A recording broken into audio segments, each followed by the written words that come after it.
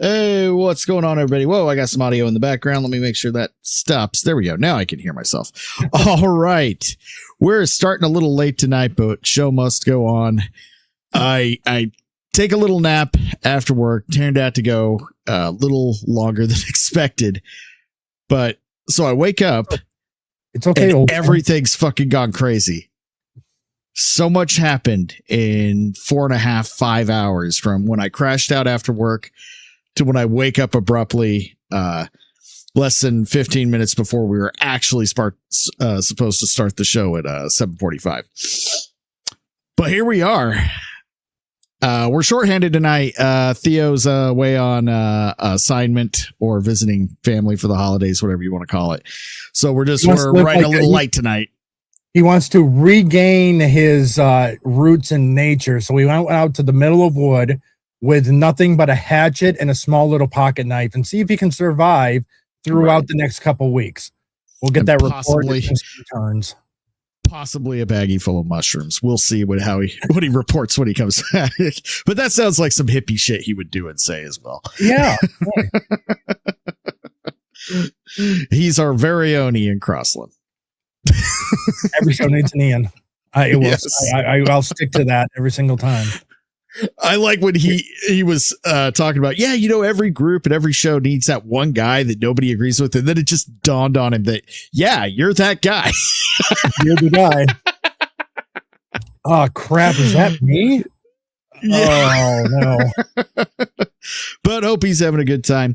We may have some more pop in. I sent the invite out. It's a Thursday night. It's a little later than expected. So this may be just the two of us, but we can rock and roll either way. So like I was saying, I wake up and so they've apparently got the Brown attacks suspect, but of course he ended himself before we could learn anything. So they're going with the no motive is known and possibly could ever be known at this time.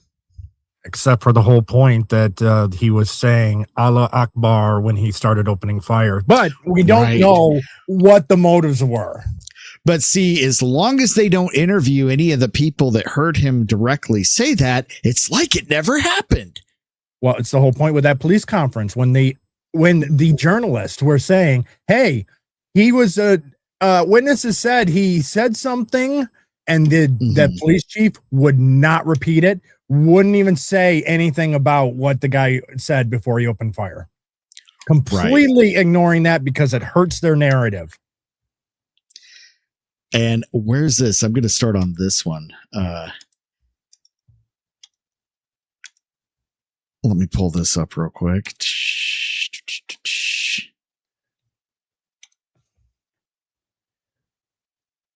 Come on, share screen. There it goes.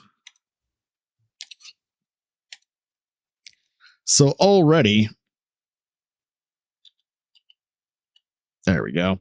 Busted. Looks like there was a camera in the room after all. Officials state there are no cameras in the older portion of the Barros Hawley building where the attack occurred at Brown University. Google Images shows several photos that appear to be from the same elevated location inside the classroom 166 where the attack is said to have occurred. Yesterday, a local news reporter erupted during a briefing by authorities. He claimed his friend is a detective who is furious that evidence is being purposely hidden from authorities. And here's the image of the room. And looks like you can clearly see that there are cameras.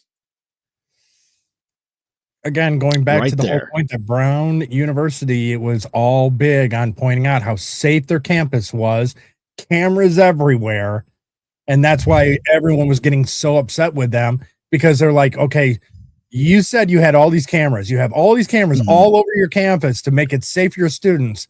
This event occurs and you have only one grainy shot of him turning a corner. That's all you got. Right.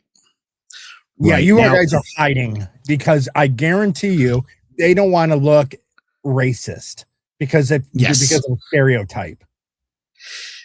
And see, I'm wondering, is it as much that, or is it more what you said? This kind of reminds me of the Vegas attack several years ago. Yeah. Anybody that lives in Vegas knows that every time you enter a casino, you're on camera until you leave. The only time you're not on camera inside a hotel casino is pretty much if you're in your own room. That's about it. There are no cameras in your room. There's even cameras in the hallway. But the hallway, you're damn right there are. Yeah. And they've always used those to prosecute people for vandalism, this, that, and whatever. But by showing the camera, that would have hurt Vegas's image of safety. Mm-hmm. And that's what I'm kind of thinking is happening here. But I think it's two-sided. I definitely think that's also they will do anything they can to protect the narrative of diversity and suicidal empathy. Right. And the whole point of brown terrorism. Right. And mainly coming from a certain religion. Yes, the one that seems to be causing all the shenanigans here. Yeah. Well, for the last ever. Hey, you want to know what? Thank you. I would like to thank Biden for importing the terrorism. Yeah. Letting it right across the border. And I do intend to talk about the Australian incident because more developments happened with that today as well. We probably won't get into it tonight.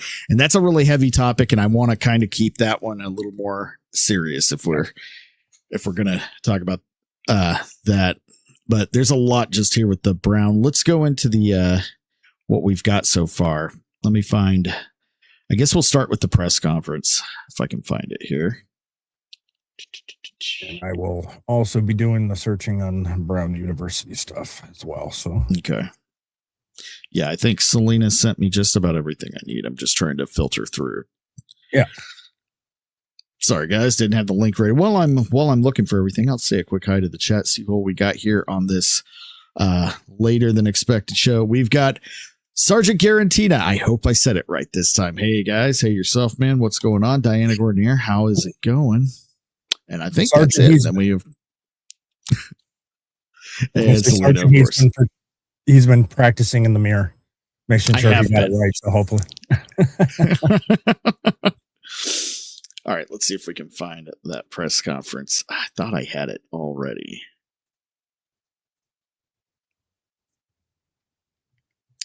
Well, while we wait, here we'll go ahead and I can pull up something else.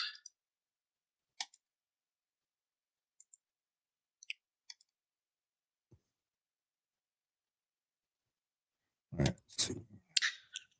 Now, here is the alleged suspect. Law enforcement released a photo of the suspect connected to the Brown University incident. Authorities later confirmed the individual was found deceased from an apparent self-inflicted wound and identified him as Claudio Neves Valentin.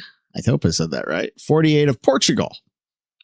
Now, from what I'm hearing, he's it's a little complicated. His status is a little complicated. He's not a U.S. citizen, but he's a legal resident. But he's also homeless and living in a storage facility, either near or even inside Brown. Still trying to kind of figure out the details there.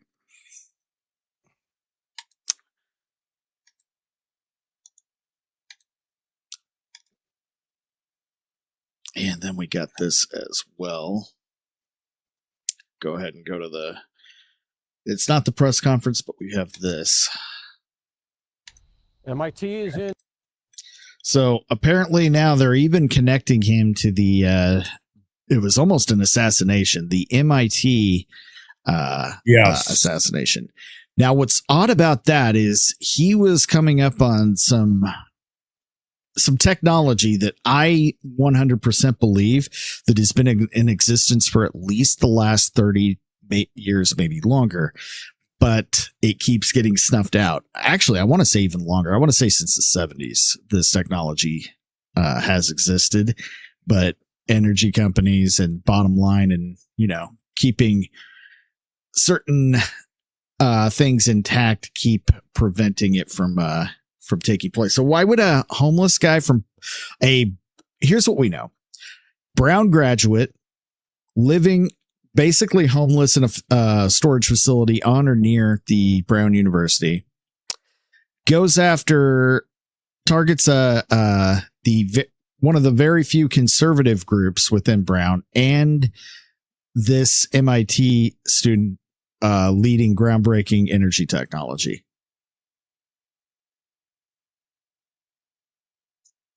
Groundbreaking in the sense that, again, I do think as well, fusion has been in place for some time.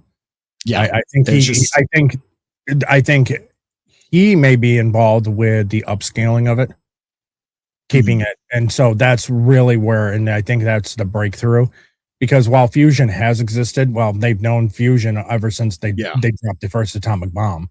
That's the first time we actually did fusion. That was the first actual case of fusion. But no way to actually harness it, no way to actually contain it. Now they can contain it. And yes, the biggest threat are those that are making money off of electrical bills, where fusion is very cheap, cheap and plentiful. You want to talk about a green energy, greenies? There is your green energy. And what's wild though, eventually the cat's going to be out of the bag that it exists. It's existed all along, and we could have had it a long time ago. But they will figure out a way to spin it to make it harmful or dangerous or something in some way. There'll be the Stop Oil Now protesters will just automatically flip script to stop fusion. It's the same. It'll be almost the same group that went after nuclear energy, because they had a couple meltdowns. But overall was running. I mean, and usually it was because of human error, not necessarily because of the equipment itself or lack of training, which was the case of Chernobyl. Overall, I mean, it is the greenest. It has the best output when it comes to the cost. And on top of that, it's green. Again, it's green. 100%. And the technology already exists to take the nuclear waste that they're always fearing about and stuff like that, to turn around and be able to recycle it and get more energy out of that nuclear waste. Reducing its half-life. And every single time they recycle it, the half-life keeps going down every single time. There's a word for that, Emerald. It's called, what do they call it? Renewable energy? Yeah. So, because it's all a scam. All of this is controlled, just BS. But let's see what I haven't watched any of this. Again, I'm just waking up to all the excitement here. Have to admit the possibility here that just geographically, perpetrator here ends up in New Hampshire by going through Massachusetts. MIT is in that area, Massachusetts, and so he must have transferred through that area to get to New Hampshire. In fact, the reporting is that's when he tripped the LPR, going from Massachusetts to New Hampshire. So if that's the case, just by proximity, you got to say there's a nexus there. Here's another question, though, Kellyanne. If the ballistics could have connected the two, I can't imagine that wasn't done with great rapidity, that they didn't say pull the ballistics, pull the shells that were found at the scene in the MIT homicide, and the shells and the live rounds that were found here. Do they match? Because once you got that, then you know it's the same perpetrator. They mustn't have matched, because you can do that very quickly. Have to admit what would the motivation be to go after these two locations and specifically these targets? Because I mean, we can't. The Brown University was engineering, wasn't it? It was It was their engineering department is where the attack on Brown happened. Was it? Okay, I didn't know that. So, and then it was sciences there at MIT. Okay. Now let's see what else we can find here.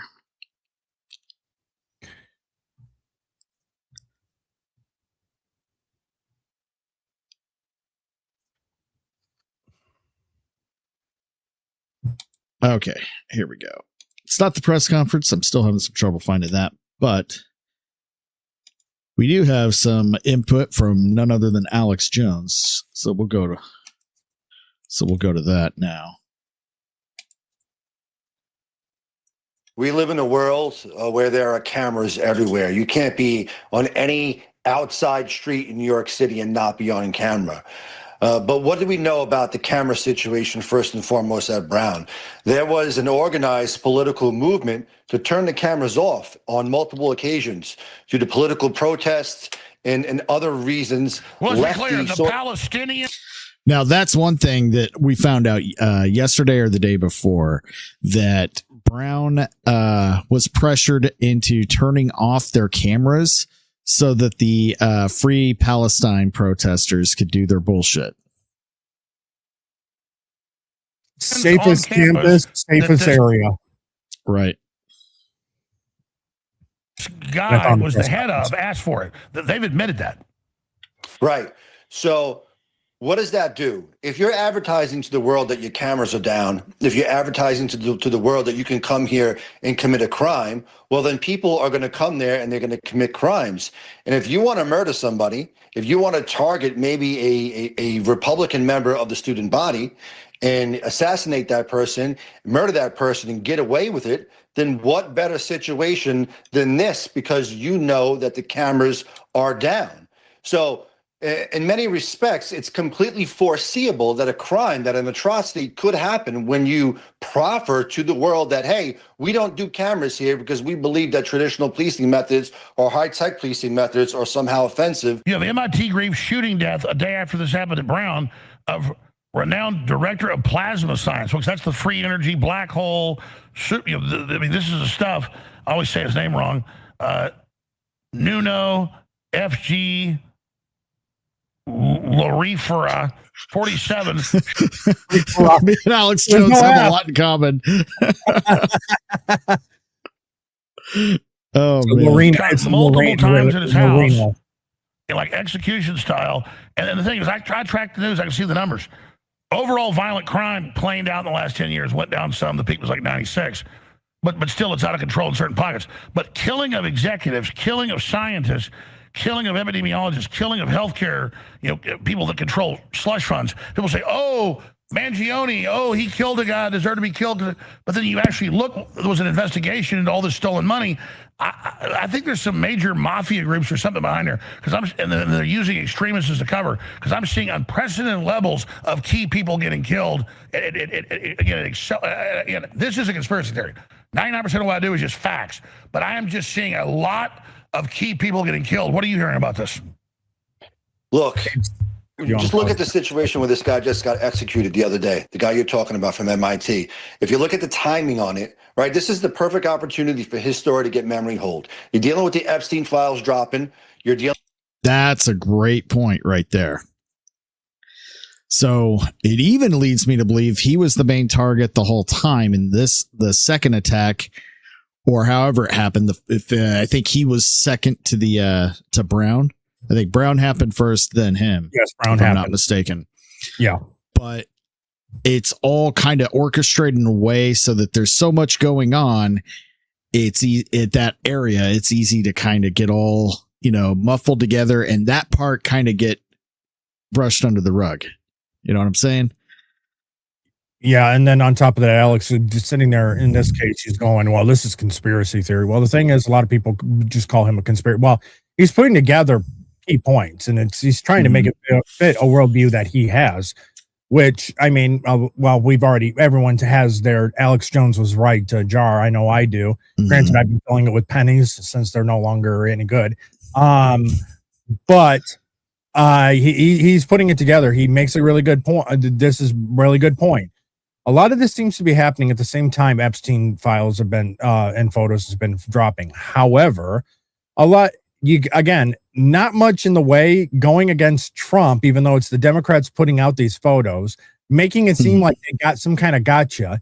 But again, taking already established photos and blocking them out, trying to make something. Again, there's nothing there. But they're trying to make it. They're so desperate. Well, because a lot of their Democrats are in there as well, so need to project it on someone else. Don't look at any of our people. Don't look at any of our people, but look at Trump.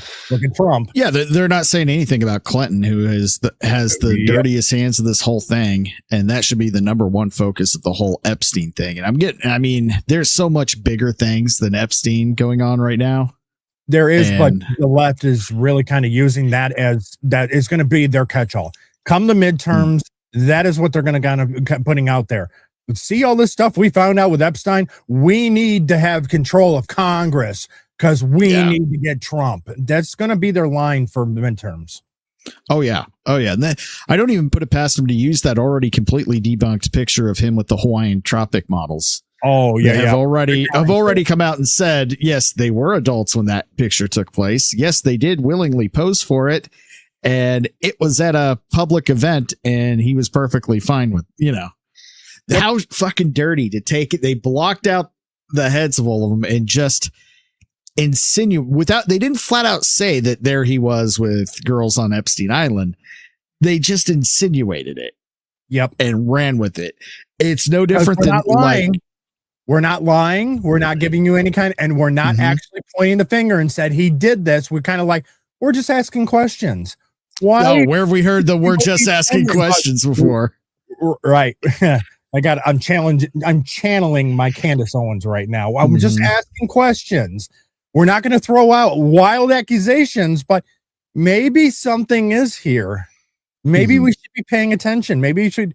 Well, everything that's come out so far, again, had you guys were in power. You really didn't want Trump in office. If there was really something in that file, it would have already been released. Yes.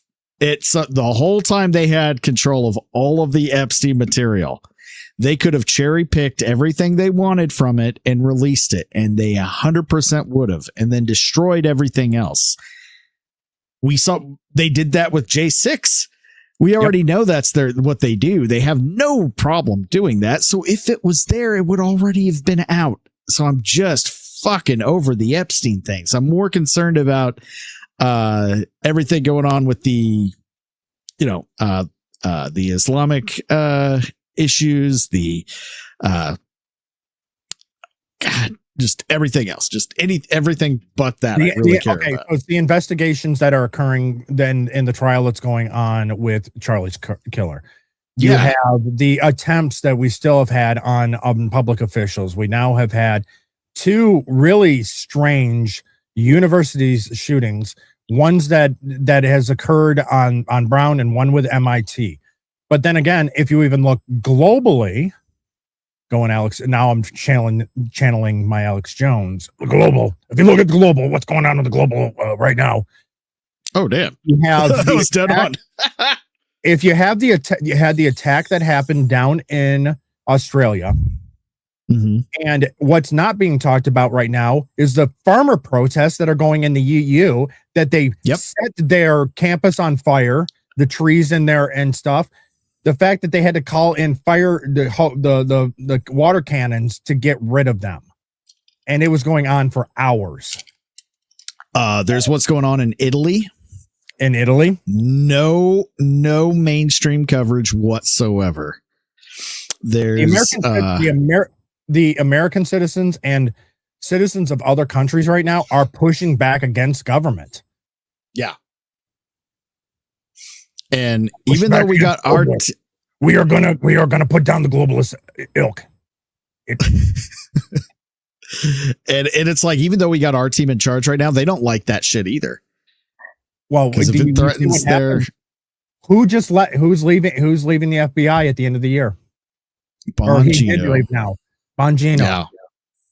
And there was I think it was Tim that had pulled this on Tim Pool is a tweet of his that he came in, saw what was going on and was shaken to his core. Oh shit. Not how you run a republic. So yeah, I think he, when he returns to his show, I think he is going to, within the bounds he can with law and classified information, I think he's going to have a lot to say when Bongino returns to his show. Yeah, and I look forward to it. That's going to be a massive fucking show too. Yeah. Oh my God. With what just happened at Brown, you're dealing with all these other shootings across the world. This guy was targeted probably for the technology that he's participating in. We don't know. It's just pure speculation.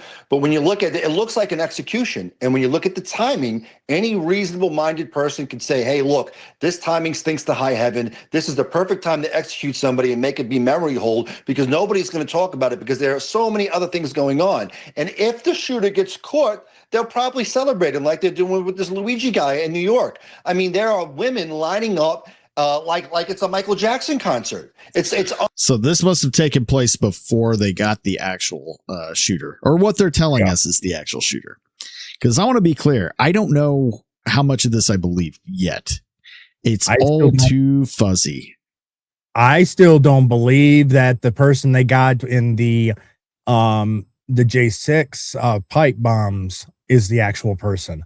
I don't even believe Urkel. That. Yeah. So here is the press conference with the little mini me chief. Looks like Fred Armature or whatever his name is from back from SNL. Yeah, I am blanking on his last name. Yeah, really hard to say. That racially ambiguous funny guy who's also quite tiny. But here he is. Yeah. Yeah, Portlandia and all that. Yeah. Go directly to jail. All right, let's see. And this is pretty long. We probably won't watch the whole thing. Stop it during questions. But I want to see the beginning of it because I haven't seen this yet. He was a Portuguese national, and his last known address was in Miami, Florida. And I will tell you that he took his own life tonight. We have members of the Providence Police Department. That's so fucking convenient. He took his own life. Yeah. Just like Hillary Clinton's people somehow got themselves in the back of the head twice, but yet ruled suicide. Yeah. Yeah, he took his own life. I am hard to believe that. Especially everything we've been seeing coming out of Providence so far. Looks like the sign language guy isn't buying his bullshit either. Yeah. He's like, Well, right. I read American Sign Language, and I believe his sign was, "This guy to my right is full of shit." Yeah. Even if he's not saying that with his hands, he's definitely saying it with his face. Department up in Salem, New Hampshire, and we also have the BCI unit. Obviously, the FBI and their evidence recovery. Sorry for the bad audio. This is all I could find. Conducted as we speak. And it goes without saying that I would like to personally thank the efforts again of the Providence Police Department, the Rhode Island State Police, the Rhode Island Attorney General, the FBI, the ATF. For slow walking it long enough for everybody to get their stories straight. Yep. Yeah. Thanks. HSI, the U.S. Marshals, IRS, DEA, IRS Service, and NCIS. They wanted to make sure that they got all the taxes out of him before he died by his own hands. Knock, knock, knock. Tax collectors. Yeah, we got a Professor Savage in the chat. Apparently, our boy is having a hell of a night at AmFest. Oh, that's great to hear. Wild Von Coleman is out at AmFest. Last time I saw, he was sitting as a Von Coleman sits, enjoying some pizza with Professor Savage Dad. And then I think he got some pictures with some other folks there as well. So glad he's having a good time. In this nation, when horrific incidents like this happen, law enforcement steps up. Thank you very much. Thank you, Colonel. General Arona, thank you. Wow, I mean, step up. I mean, he did seem to step down there from the podium, the short king there. There's a telephone book tucked snugly underneath just for him. Yeah. The emotions on the investigative team, including our prosecutors and the agents, detectives from both state police, Providence, is mixed. There is a sense of completeness in terms of the investigation, an investigation that's, if not the hardest, among the handful of hardest investigations that I've ever been involved with.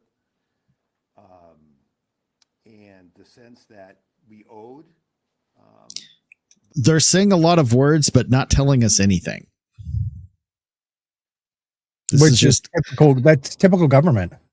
Yeah, this is just to make it sound like we're actually conveying some kind of message and some kind of information when there's nothing there, or we don't want to actually tell you anything. Yeah, they're not giving us fucking anything here. Those 2 dead Brown students and the 9 injured Brown students and the students who were in that auditorium that weren't injured, and that the media is refusing to interview the Brown community and the Providence community results. I was going to say, if you want to send me this link, I just downloaded an audio booster and see if we can get the audio to boost. Okay, yeah, the audio is really, really bad on this. Yeah. I'll put it in the private chat. Okay. I am a jungle gym this evening, if you have not noticed already. I have noticed. Let's see if I can. All right, let me go back to the chat.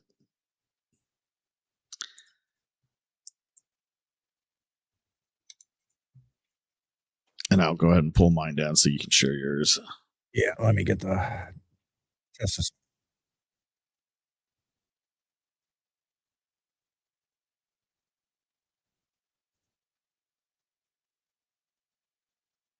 Oh yeah. Oh, that's a nice audio booster. Okay, let's get back to. Okay, so I found the article before we start playing that again. So the Brown University's shooting suspect, he's a legal permanent resident, but a non-citizen. So he's here under some kind of protected status. That's what that's. Gotcha. That's really what that is sounding like. I'm fine with doing away with all of that bullshit 100%, at least for a long time. At this point, until we get our shit together in this country, I think I'm leaning more and more as time progresses. The stuff that's been going on, I'm becoming more and more protectionist and more closing down everything to the world right now. Yeah, we get our own stuff. You don't apply the oxygen mask on a plane to other people first.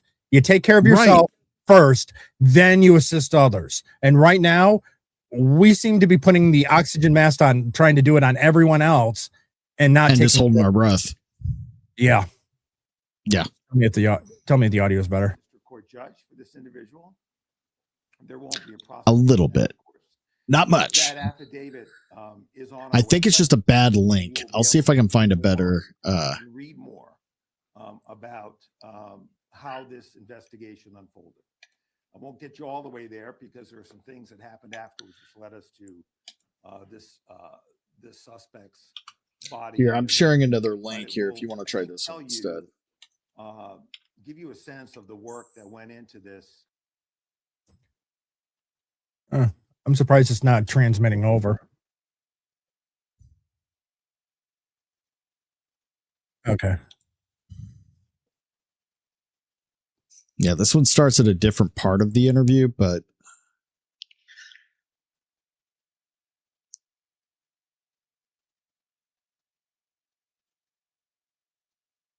okay, hold on one second here. Okay, I'm wondering where I have audio coming from now. I've got random audio. Oh, you still have the audio coming from that other screen. No, I got everything shut down. That is weird. A little bit of a technical. We need the technical issues bumper, but when shit like this happens.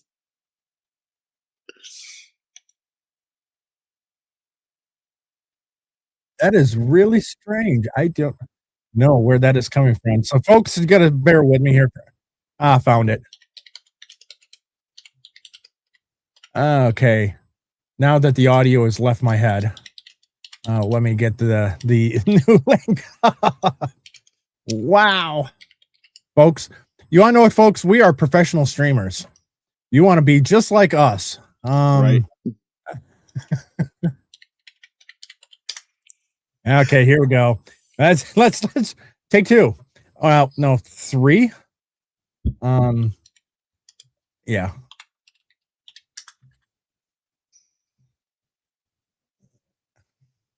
So this is in the different part. Guidance that we received from the Attorney General's office.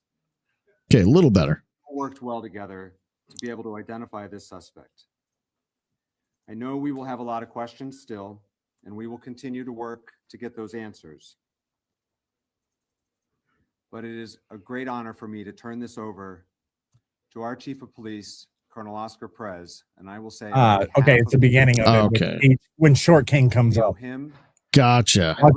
Watch as he so we can jump ahead.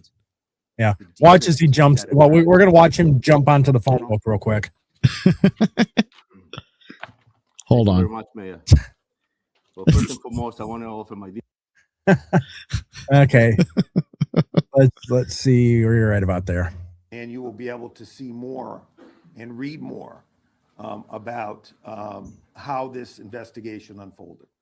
I won't get you all the way there because there are some things that happened afterwards which led us to this suspect's body in New Hampshire. But it will, I think, tell you, give you a sense of the work that went into this by the line process. I'm trying to. So that's even more suspicious. He was already deceased when they went up on when they rolled up on him. So he didn't commit the act when they were closing in. He had already did it before they got there. Okay, that just makes it. So things are not adding up. Again, no, this is just fucking weird. This is what breeds the conspiracy theories and trying to make sense of it, because that's, again, what breeds a lot of conspiracy theories. A lot of people trying to make sense of it because you have government officials like this that will sit here, say word salad, mislead, not give information. And so what's left to the minds? I mean, you have so many people that watch informative murder porn and that are putting things together themselves, trying to make sense of what is going on. So, as I said, it's with mixed emotions. It is unimaginable, the pain that the parents and families of the deceased are feeling tonight and will feel undoubtedly for quite a while. But I hope that by bringing this person to justice, that we can at least give them the beginnings of some measure of closure. What justice? He's dead. Yeah. And we conveniently will never know the motives. Not at all. Just like we're still waiting on the motives of the Las Vegas shooter. And I want to thank you all for your patience with me when I got a little testy with some of you. Those of you who know me from Rhode Island, you know that's my nature. So I really want to thank you for your patience. Thank you. General. As has been said several times, the partnership with the FBI was invaluable. And so it's a pleasure to introduce Special Agent in charge of FBI, Ted Dox. That pencil neck is their mayor. Okay, that checks out. Thank you, Mayor. And good evening. My name is Ted Dox, Special Agent in charge of FBI Boston. We got him. Shortly before 9 o'clock tonight, the FBI SWAT team executed court-authorized search warrants at a storage unit facility in Hampshire Road in Salem, New Hampshire. This is where we located Claudio Neves Valente, the individual who we believe was responsible for the Brown shooting. The latest developments in an intense 5-day manhunt, and is a result of an incredible amount of work dedicated by the law enforcement team standing here before you tonight. Every single agency brought their unique skills and expertise to this investigation. We're motivated by the victims and survivors of this horrific incident. Even though the suspect was found dead tonight, our work is not done. There are many questions that need to be answered. There's a lot of evidence that needs to be processed, and most importantly, the victims and their families deserve special care and consideration. The FBI and our partners across Rhode Island, Massachusetts, and New Hampshire will continue to search for answers for the victims, survivors, and their families. To see what motivated this individual to carry out such a senseless act of violence. From the onset of this critical incident, it's been all hands on deck. The FBI deployed approximately 500 special agents, analysts, task force officers, and support personnel to assist our partners in this investigation. I got to stop it there for a second and bring something up. So we talked about it earlier that we have earlier brought up that Bongino is leaving the FBI.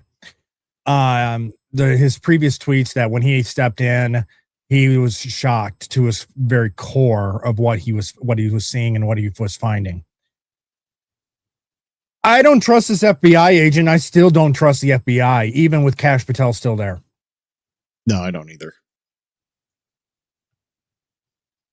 And just the fact that we now know that this guy, they're at least alleging he's connected to the other shooting. Yeah, that's now all of a sudden there's treachery afoot. I think they're going to try to link it so that I know it's a lot easier to link two different shootings together as one individual, so they don't have to actually look into it. And maybe, I mean, I don't want to say that there's maybe nation states involved and possibly with the one at MIT, but I'm going to say it. I think there was more state actors involved with the MIT one compared to the one at Brown. Yep. Yeah, this is all way too convenient. It is. And yes, they may be in close proximity. And who's not to say, honestly? Okay, I'm tinfoil hat on. What is possibly occurring, though, is maybe they are related to make it seem not as big, or it seem like there's some bigger thing going on. The actual target was the MIT. This one was put in place to draw attention away, to lessen the effect, and to circumvent any kind of real deep looking into possibly outside the country actors and nation states involved in this. Yeah, because this is one of the first school attacks like this where, I mean, he got away. He just did it and walked the fuck off. Right. Yep. Walked right past everybody. Now we do have some the Brown police are completely incompetent. We have recordings. In fact, I did get that sent to me of them just talking about, like, you know, their day and how, you know, underappreciated they feel while they're just standing there letting it happen. So we could bring that up after this, but let's go ahead and get back to it. Manpower. All our specialty teams were activated, including evidence response team, SWAT, Divert, and Victim Services Response Team, just to name a few. A special thanks to you, the media, as well as to the community. My sincere thanks to Colonel Perez, Colonel Weaver, AG Nerona, Brown University PD, and all of our partners. This was truly a team effort. Thank you. Just more, you know, congratulating themselves the whole time. Yeah, that's all it is. It's like it's an award show. I'd like to thank my agent. I wouldn't be here. I'd like to thank my parents. And you want to know what? If they hadn't pushed me, I would have never got into law enforcement. And guys, we got him. We got him. Yeah. Yeah, we totally took care of this. Look at how great we are. Las Vegas situation might be the weirdest of them all. Yeah. It is. I was here for it. Like, I almost went to that show. Me and my wife both did. We just decided not to. I think it was because we weren't in the mood. I think it was the same night or around the same time. A lot of other stuff was going on. But anyway, we heard the gunshot. We talked to people that were there, and they're like, "Yeah, there was multiple gunshots." Everybody says that. You can't find anyone in Vegas disagrees, but they just shut all of that discourse down. Well, what I'm seeing out of this press conference, and again, tinfoil hat on again, it's we got him. We're going to link the two together. So stop looking. Yep. They haven't learned that this doesn't work anymore. We're way past that, not just culturally, but through technology, you can't get away with the same shit anymore. No. Like, it used to work for the news to just say shit and not be checked whatsoever. It's like now we can find out in real time when they're bullshitting. All right. Thank you. Another critical partner at every step along the way was the ATF. I'd like to introduce Special Agent in Charge of the ATF, Tom Greco. Good evening. ATF. Special Agent in charge of ATF Boston. Needs to be From the taken moment out. It needs to 911 end. reports of the shooting at Brown University came through, there's been an around-the-clock effort to identify the perpetrator and to protect the community. The men and women of ATF, including our special agents, our intelligence research specialists, and our support personnel, have been proud to support and be part of that effort, leveraging our unique experience, dedicated investigators, canine handlers, and crime gun intelligence technology, such as NIBIN, the National Integrated Ballistics Information Network, to compare ballistic evidence, and our other available tools to support the investigation, and to help identify Claudio Neves Valente as the individual that we believe. It's hard to say, isn't it? ATF's mission, first and foremost, is to protect communities from violent crime. Each individual in this country deserves to live in peace and security in their homes, in their schools, in their places of worship, and in the streets.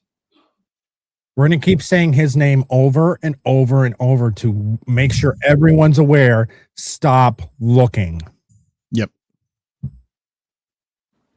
The actions of Claudio Neves Valente stole that right and terrorized the community. I'd like to emphasize to the public, this was a highly dangerous individual capable of extreme violence. And we're happy to Agent Claudio, I mean, Julio Claudio. to work with our partners to identify him and see this through. Thank you very much. Thank you very much. From the very outset on Saturday, from our first press conference in the fire station to today, Rhode Island Governor Dan McKee has been by Providence's side every step of the way.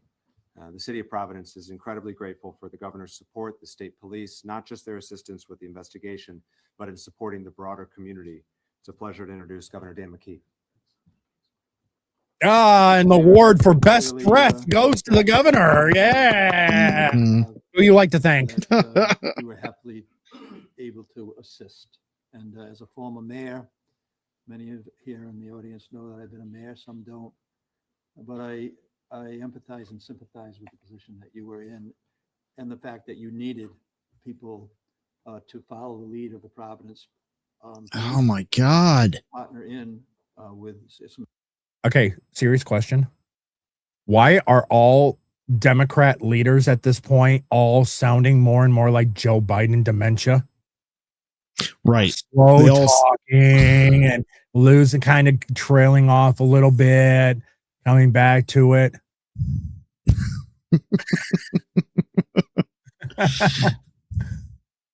Oh. Extraordinary people with us, with the FBI, with the ATF, and of course our state police as well.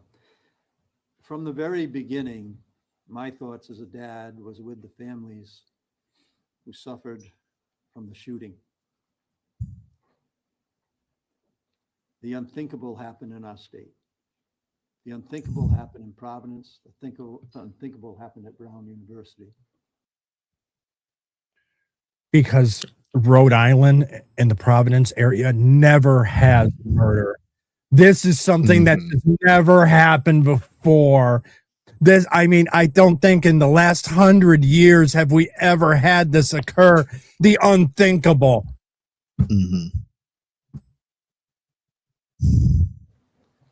And this is so performative, just the way he's the forced fake, you know, I feel your pain bullshit. But remember, we in the end, the biggest problem is we need more gun control. Yeah, that's where they're. Oh, that's where they're going. I guarantee somebody's going to go with this. Yep. But our commitment from the state level is to continue to support Providence, Brown, and the people of the state of Rhode Island in the recovery. That's going to take a great deal of time. But I do say this, the professionalism that I saw in the law enforcement should make everyone that lives in our state and beyond our borders feel very safe. I would pack my bags and leave. What's this guy talking about? Professional help and law enforcement to bring it to the conclusion that we've been able to bring it to. So Colonel, thank you. Everybody involved. And again, we will stand with Providence and Brown University. Again, they're congratulating each other and not telling us anything. The help that will be needed in the recovery in a trauma like this. Okay, I'm playing them off. Thank you, Governor. Throughout the year, the Rhode Island State Police is an incredible partner to Providence, but during this investigation, their support was invaluable. I introduce Colonel of the State Police, Colonel Weaver.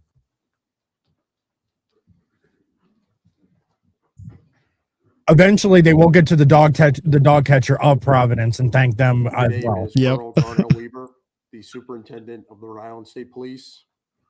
I want to begin by recognizing the. Wasn't he on me? Myself and Irene. Nice. Yeah. Or Super Troopers. Yeah. Excellent and exceptional efforts of the Providence Police Department and Colonel Oscar Perez. From the very first moments of this investigation, the Providence Police Department has worked collaboratively and relentlessly day and night. Way off topic. I watched Highlander and then watched the first season of the show. The shit did not hold up. If it wasn't so deep in my soul from my childhood, I wouldn't be able to power through. That's fair. No, that's really fair. And if you listen to this law enforcement officer, he did say they worked day and night. They did. It sure sounded like he said that. While protecting our capital city. Their detectives followed facts, developed evidence, and pursued every credible lead. Colonel Perez's leadership has been steady and decisive, focused on identifying the person responsible for this tragedy. As always, our troopers stepped up, working shoulder to shoulder with the Providence Police and our local, state, and federal partners.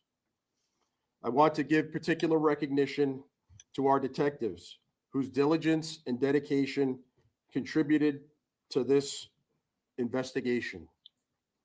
Our detectives and division leadership operated as a unified team, sharing intelligence, resources. Okay, maybe we should jump to the press. I can't believe I'm saying that, but we might need. That's the only way we're going to get any answers, or at least somebody's going to ask them something.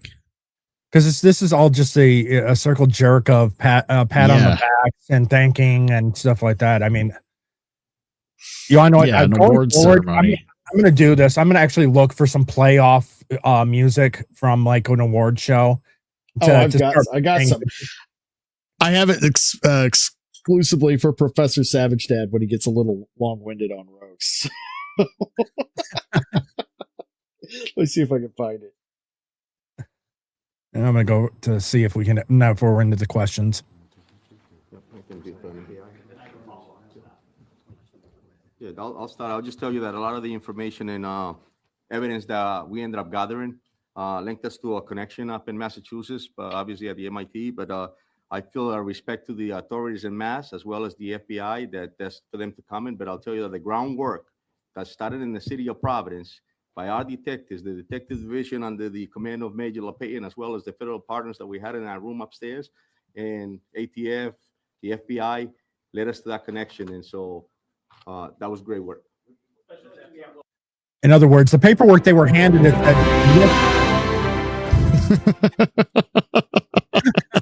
Go ahead. I'm going to say yes. Through the diligent work of the handing over the file to say this has been found to be connected, and all of that's the evidence, is that manila folder that said these are linked. Always say they're linked. We're not going to say exactly how they're linked, but they're linked. There we go. Does FBI want to weigh in on that? And then I have a follow-up. I think through that particular link that you're talking about, that case is being worked out of Massachusetts with the leadership of U.S. Attorney Leah Foley.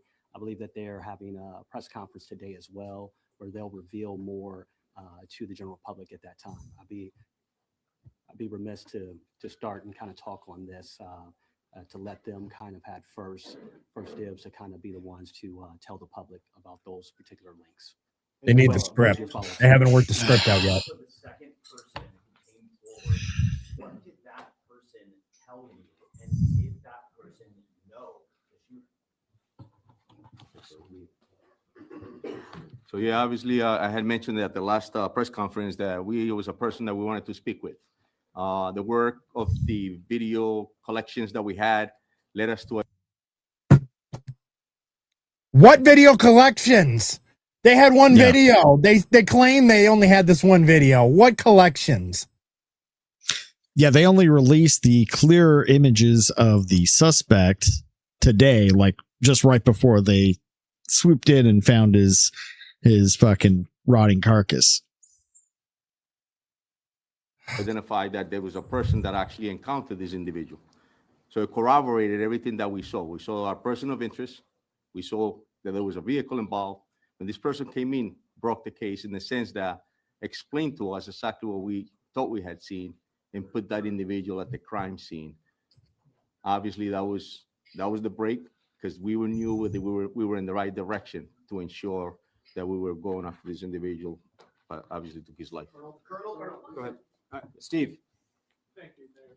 Did Mr. Valenti act alone, and is there an anti-Semitism component behind, do you expect? There we go. About acting alone or anti-Semitism. Is there an anti-Semitism component? No, that we know of, no. John. Colonel, what was the event that led to the storage facility? So was he pursued there? Did he know authorities were going after him? When was he last alive? Like, how did that play out? So it plays out in the sense that we obviously, I just stated, we collected all the evidence. We were able to learn that there was a rental vehicle. We learned about that vehicle. There was financial records that were verified by the FBI, obviously, and other agencies. I'm sorry, actually. So another agency, so multiple agencies that verified. If he does not say all the agencies, he's going to be in trouble. Yeah. Because you always make sure you mention credit. Yes, if you don't give him, he's not going to be the chief of police for much longer if he doesn't start naming names of agencies that were involved. Yeah, this is the last you'll see of this guy. He's going to be drummed out. No, but the whole point too. If that podium was any higher, you wouldn't see him anyway. Again, I keep going to this thing. It's like, yeah, the evidence that was collected by the FBI. You mean the box that just was labeled evidence that they just dropped here? Here's the evidence. Here you go. We collected this up. This is what we have. It's not scripted at all. Why does it have 2 years old date on this? Oh, no, we're not talking about that. That hasn't been here waiting to be dropped for a while now, but he was known to us. I'm waiting for that. We haven't had that yet. I'm waiting for that to come out. He's been on our radar. Yes, we're waiting for that to come. It hasn't dropped yet. I've not seen anything, but you know it's coming. 5 financial records that brought us to that site to know that he had actually rented a site at the storage unit, and then we ended up in Salem. Yeah. When he did that, did he know authorities were coming, or did he just go and, like, how long had he been in that storage unit? That we're not aware of, John, in the sense that all we knew is that we were on a manhunt, and that's what he led us to. Amanda. Oh, thanks. Chief, I have some questions for you about Claudia. So he graduated, he did graduate. He was at Brown more than 20 years ago. He His last known address was in Miami, and now he's here at Brown University, potentially also at MIT. What do you know about what brought him up here? Okay, here we go. Good question. That we have no answer as far as that. Obviously, And here and committed this horrific incident and this tragedy, and that's all we knew. Our mission was to ensure that we could find them and bring them to justice. But yeah, no, at this point, correct. no social media profile, no writing, no clear motive. No clear motive. He was a ghost. He appeared out of nowhere, committed this crime, and conveniently ended himself before we could actually get a motive and actually find out why he actually did it. Was homeless, but could afford a storage facility, a rental car, and a weapon, and travel expenses. But surprisingly, he was known to us, even though he doesn't have a social media profile or anything else. I mean, this thing fucking stinks, dude. This stinks bad. Again, as much as I want to say Cash and Bongino have been attempting to revive the law enforcement apparatus that is the FBI, I still do not trust them. I still do not believe them, and I think they're still shoveling a bunch of crap. Yeah, I think the whole thing needs to be completely uprooted, not reformed, replaced. Replaced.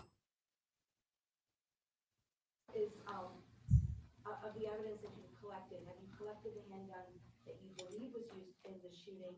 Have you collected any type of manifesto or evidence? Have you planned more shootings? So as far as I know, that's the FBI evidence recovery team is up in Salem, New Hampshire, and they're collecting whatever evidence is up there. This happened just now, as before we came up here. Bill, any criminal history, political affiliation, any social media? Good question. That sort that you can report to us about Mr. Valenti? Nothing that I know of. Steve. Of course not. White shirt. Nothing that we know of. No. In the way back. Special Agent Doc, can you also tell us if the connection, I know you said we can't talk too much about the MIT, but the fact that he was a physics professor at MIT and in the physics building and he was studying physics, have you tied all that up? And It's funny, though, when it's a crime that fits the political narrative, they have everything before they even apprehend the suspect. Yes, it is true that within minutes, within hours. This was days. Also, we know that the MIT. But when it doesn't fit the narrative, is no, we don't know anything about any social media. No, we don't know anything about no motive. Oh, so you said that there's no political affiliation. Yeah. Well, you said that this is connected, and you don't want to talk about it. And I feel like they're going to start passing the ball back and forth. They're going to have a press conference with the MIT one, and they're going to be like, well, no, that's into the investigation. Well, we can't answer that because that's the investigation that's happening down in Providence. Their end. And Providence, and they're going to say the same thing. And that's back and forth. We can't answer that because, well, that's being handled at that field office. They take it down to that field. Well, no, actually, well, all I can say is that the investigation's still going on up there near MIT. So I'd prefer that I don't want to speak out of turn. So you should ask him about it. It's just back and forth. The victim there was in that discipline as well. I will tell you that there's multiple phases to an investigation.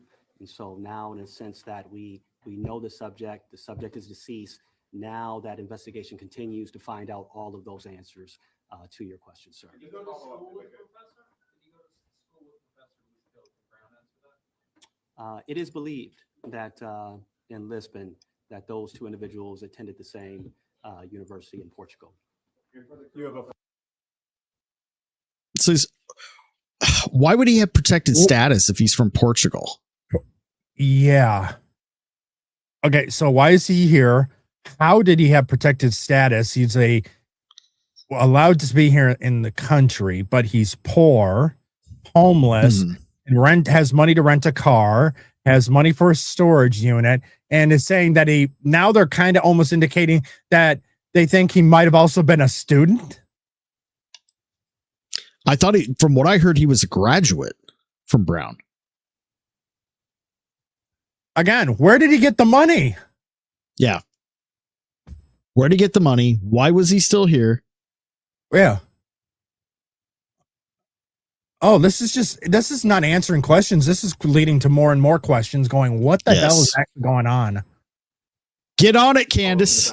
We need you. Yeah.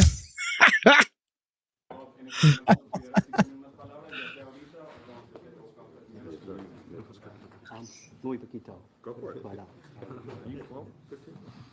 Sorry, empiezo desde el principio. Oh, okay. Must be Telemundo. Yep.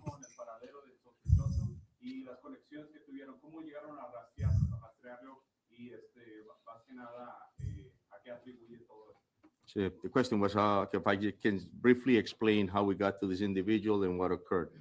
So, verdaderamente, lo que pasó, obviamente, el incidente del sábado 13 nos llevó a tomar evidencias, colectar evidencias de videos, de informaciones, y expliqué que es muy importante el trabajo de los policías y los detectives en el piso, haciendo el trabajo duro, recolectando videos, recolectando testimonios. En este tipo de casos recibimos información, obviamente, de los videos que colectamos. Nos dimos cuenta que había un vehículo de interés y una persona de interés desde el principio.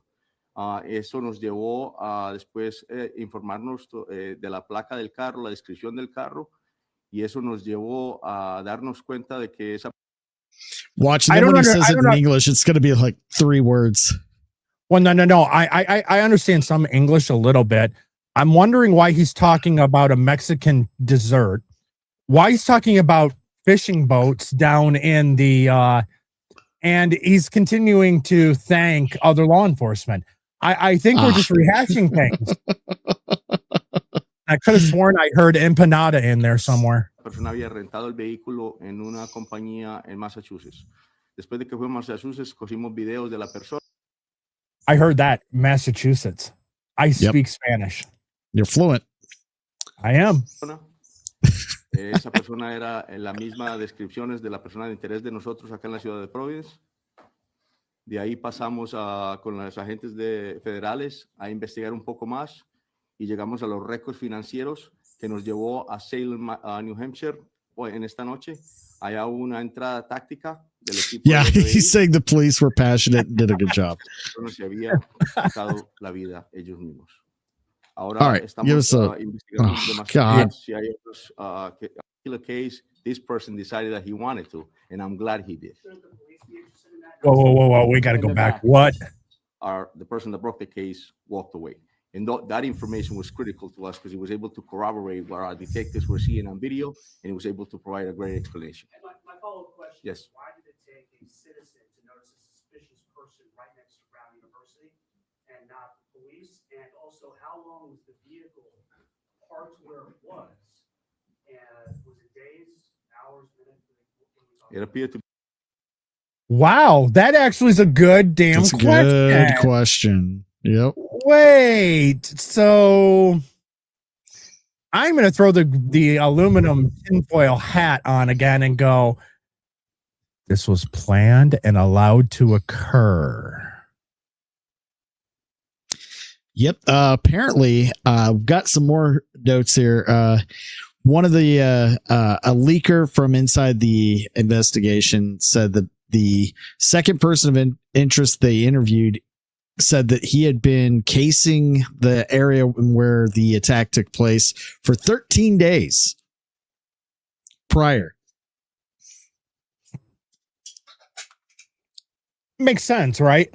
Yeah. I mean, yeah.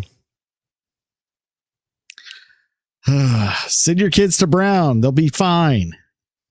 They have all these cameras. They'll keep your kids safe. Yes. Trust us. As stated earlier, this is a once in a this doesn't happen in Rhode Island. This is just never happened before. They've never had a killing before in Rhode Island. This is like out of the blue. It's never happened. That is you want to know what? Maybe I'm wrong. I should move to Providence, Rhode Island, because obviously per capita, it is the safest place to live. One out of how many? Days as far as the evidence, why would a civilian observe that to be suspicious? It's a great point, and I like the fact that you're mentioning that and bringing that up. That's what we should all be doing, right? And it's just personality. Some people are more interested in finding out what others are doing, In this particular case, this person decided that he wanted to, and I'm glad. That's also the police's fucking job to do exactly that. And I think that's more what the reporter was kind of getting at. Why did it take a civilian to notice this and bring it to someone's attention? Yeah, it's just personality type. Some people are just more curious than others. And our police just aren't that curious. If we would hire more Karens that want to be in everyone's business, we would not have this problem in law enforcement. We just need a lot more. Can I speak to your manager on the force? Mm-hmm. In the back. Now that the suspect, Attorney General, now that the suspect won't be prosecuted, can you explain what he yelled in the classroom to America tonight? There we go. Sure. Was it something, terrorist related? Was it something specific to the kids in that class? Yeah. What did he say? Yeah. Well, back to that question just for a minute, just to clarify that. They had a interaction in the bathroom in Barris and Holly.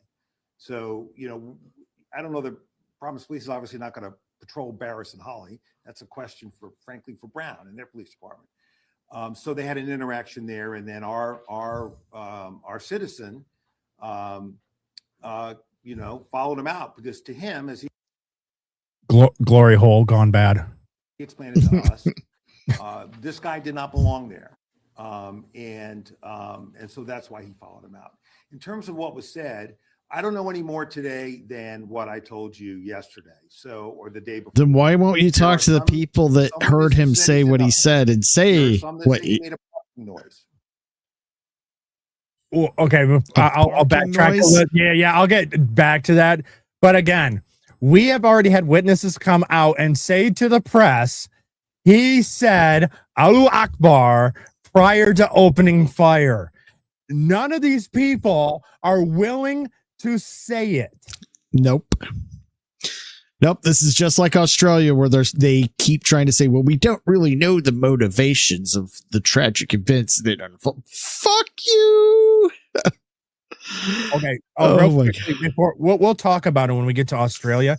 But they're pointing out that one of the guys that stopped one of the shooters who was shot, they're like, look, he's brown, and that means he's Muslim.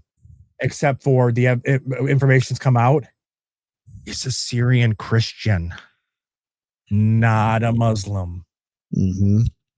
Because again, they think they really have been desperately trying to make that a racial issue when it's never has been. Nope. It's an ideology. It's not a race. Yep. That's it. End of story. Because the whole point too, already with this shooter, he was spouting Islamic epithets and phrases, but I'm pretty sure his last name is Spanish. Yeah, he's Portugal. He's right. He's from South America. Mm-hmm. Ideology, not race. No. Don't ask me. I don't know why. He got defensive. Don't ask me. There is no other spoken word beyond that we are aware of. Bullshit. Yeah, total bullshit. Excuse me. Whew, I don't know where that came from. As we stand before you tonight, and we have spoken to everybody that we have been able to locate who's been inside that building. And just to the special agent in charge, my follow-up question is, can you just be clear to the people in Massachusetts? And I know you said the people in Norfolk County investigated this mass, but you did say a few days ago that you talked to the colonel of the state police and said there's no connection between Brookline and what happened here in Rhode Island. But now you're saying there was a connection. So are you saying that he shot up Brown University? Then 2 years later, he was at this house in Brookline to shoot this MIT professor, and then he just drove up to Salem, New Hampshire. You could hear the reporter calling bullshit. So you're saying that he did the? Wow, the journalist is going to get fired by his company for asking a question that everyone else is going, yeah, this isn't making sense. So can you explain it to us? Because at this point, it really feels like you guys have scripted something and are feeding us a bunch of crap. Yeah. You said it wasn't connected. Now you're saying it is connected. I'm getting to the point, like, is this guy just a complete patsy? Did they just go after somebody who's just like a nothing, just a nobody? Wouldn't be the first time that they just randomly picked someone to be the target. Randomly showed up to have ended his own. He shoved off the mortar coil himself, and now, well, we have him. Right at the beginning, ladies and gentlemen, we have him. Yeah. Stop looking. This is why we have no trust in law enforcement in this country at all right now. Yep. We didn't see a connection at that time, but absolutely, I spoke to the colonel. Right now, that case is being presided over by U.S. Attorney Leah Foley. They're having a press conference at 10 o'clock tonight, I believe. I think at that time, they will speak to that particular case. I would be getting a little bit ahead of my skis if I spoke to that case without consultation with Leah Foley and her team. This would all be so much easier to swallow if they didn't spend almost half an hour circle jerking each other and fucking doing their congratulatory session. Came out a lot more humble and said, look, this investigation took way longer than expected. Thanks to some great outreach from the public, we were able to make headway. By the time we closed in on our suspect, he was already deceased. We're still trying to determine the cause for motive. It's still an open investigation. They could have even gone with a lot of that, saved a lot of time. And we're willing to share exactly what we know with the public at this time. Expect updates as they occur, because there's no trial to worry about. Nope. Again, stop looking. Well, what he's just saying right there is, I don't want to get out ahead of my skis, and we need to compare and get our stories straight and make sure that everyone that's going to be doing press conferences going forward has been handed the appropriate and correct script, so that everything is in alignment, because we got him and it's connected. Stop looking. Believe us. Trust us. Man, you want to know what you've done to me tonight? I have now increased my distrust of law enforcement. Thank you. You're welcome. Welcome to the club. Seriously, they can add that dude planned this for months or whatever, so he covered his tracks, made it difficult, but thanks to Scruff McGruff, we got it. No internet history. Yeah, working this up to the minute today, sir. I guess 2 days ago you didn't know they were connected. Now you're saying that. Yes, and that's how cases often go. I would say at that time. Then why? Why are they connected? Give us something. What I saw earlier, it had to do with the shells. Yeah. That was it. And I think it also, his rental car was identified at MAT too.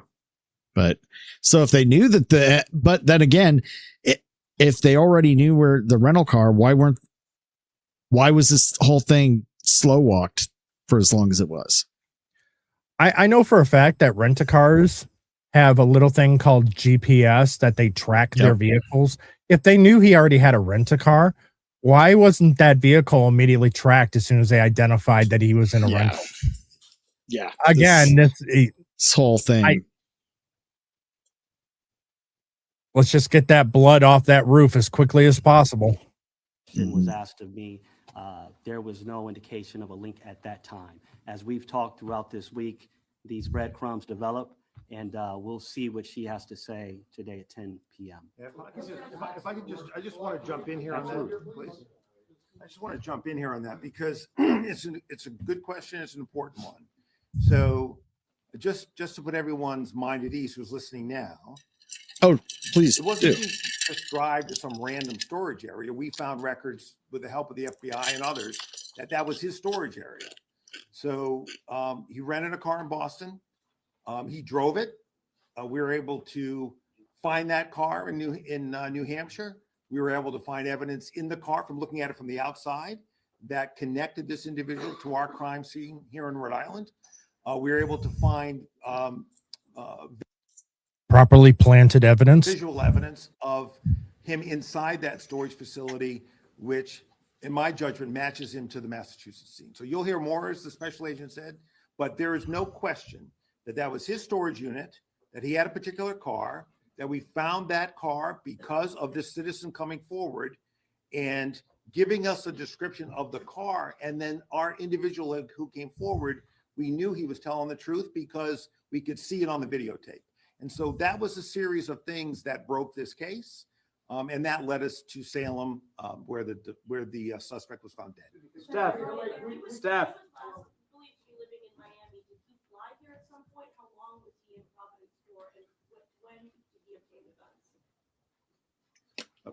Go ahead. Yeah, he did, like I said, he'll be in the affidavit, but he did fly into Providence, I believe, early October, I believe. That's the right date. And what was the other question? I'm sorry, Steph. I was getting ready for him to say line. My line. Oh, okay. Yeah. It's October. He flew here in October. Sorry. Yes, I was October. Oh man, you look like a man. Ah, God. Well, you want to keep going? We only got about another 40 minutes. Do you want to keep going on this, or do you want to get on to? We can take a look at some of the AmFest highlights. Maybe let's look. Get a little better mood. You want to know what? At this point, all this does is reconfirm my distrust of the federal policing system, and I'm never going to Providence, Rhode Island, because we see their law enforcement. Yeah, and if the fact that they believe that their citizens believe that they're being well served by their police department, I'm surprised we don't see an evacuation out of Rhode Island. No, I'm done with this. It still seems like a lot of it's. So what I'm gathering out of this press conference so far, for the most part, is we're not going to tell you a whole lot. We're pretty scripted. They're connected. I'm not going to talk about it because it's being investigated over here, and we'll let him say something about it. Oh, and I'd like to thank the FBI, ATF, local law enforcement, the governor, the mayor, the dog catcher. So, I mean, it's an award show. We're patting ourselves on the back on the circle jerk. We got him. So believe us. We got him. Yeah, it was him. Now shut up. Yep. Stop looking. Oh man. Again, we're living in a time that is a lot more internet sleuths that are going to start uncovering things. FOIA reports are going to start being dropped, getting more information, everything from street cameras and everything else, and the internet's going to start investigating. And that's going to lead, because of this type of behavior that we get from our law enforcement, which opens it up for more people to question, more people not to believe, and start drawing up their own conclusions. Yep. This is cause and effect. I mean, they weren't getting it back wouldn't get a win back any more points after the Trump thing and that fiasco that we still don't know anything about. Like, they just refuse to talk about it. Yep. All right. Well, let's get into it. So I was told by young Von Coleman, who is currently at AmFest having a good old time, that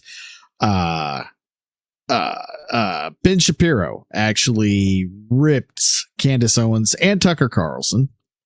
And I figured that'd be fun to watch. Now, I don't despise Ben Shapiro. He says a lot of shit that makes my skin crawl like that. Well, not you can't, if you can't afford to live here, move. And he's a corporate Republican. That's all he is. He wants to call himself a conservative. He's not a conservative. No. He was kicking and screaming to actually vote for Trump in 2020. Had to come out with this huge long list of, this is the reason why I have to vote for Trump. It's like I'm being forced to, but I mean, if I have to, I'm going to make up some kind of reasons. I've got to back him. Yeah. I mean, all of that alone is enough to dislike him for those reasons. The Israel stuff, I actually don't really care. It's like that too much about. It's like, okay, no, he's got some personal connection there. I'll give him a pass on that. You know, I don't have to agree with it, but it doesn't irk me nearly as much as everything we just mentioned.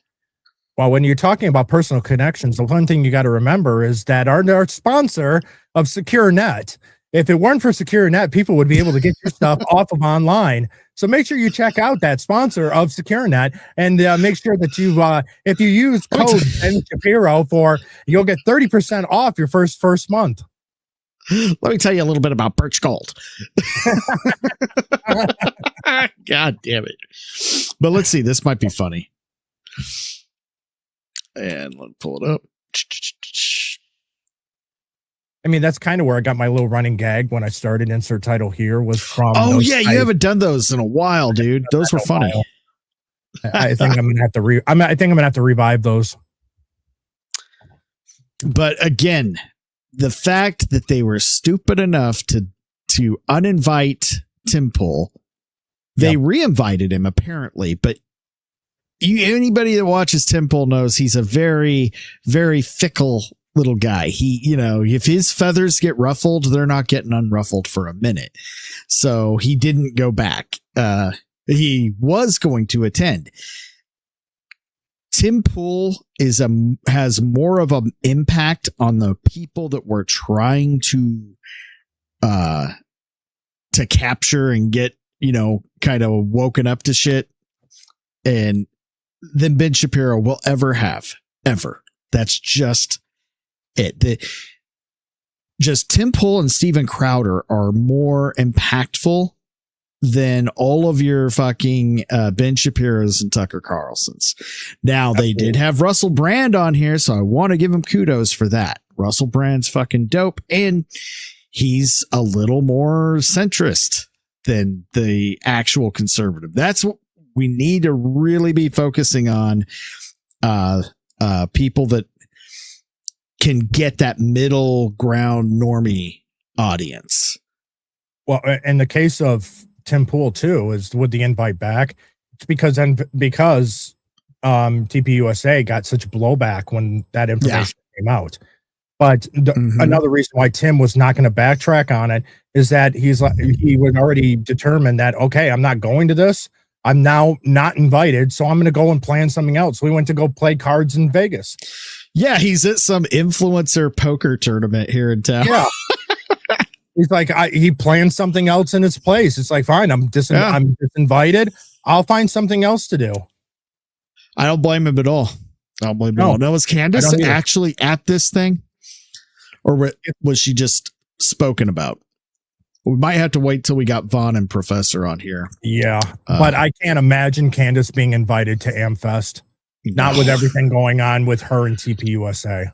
No, and she's just, no. All right, let's see. This country relies on truth.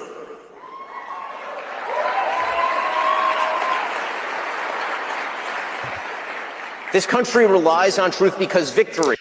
Now, credit where credit's due. Shapiro has put out some bangers. Some of his, like the why can't girls be in Boy Scouts, because it's in the name, Boy Scouts. That was great. So some of those, his debates have been pretty good, and I used to really like his random movie reviews. I thought those were fucking hilarious.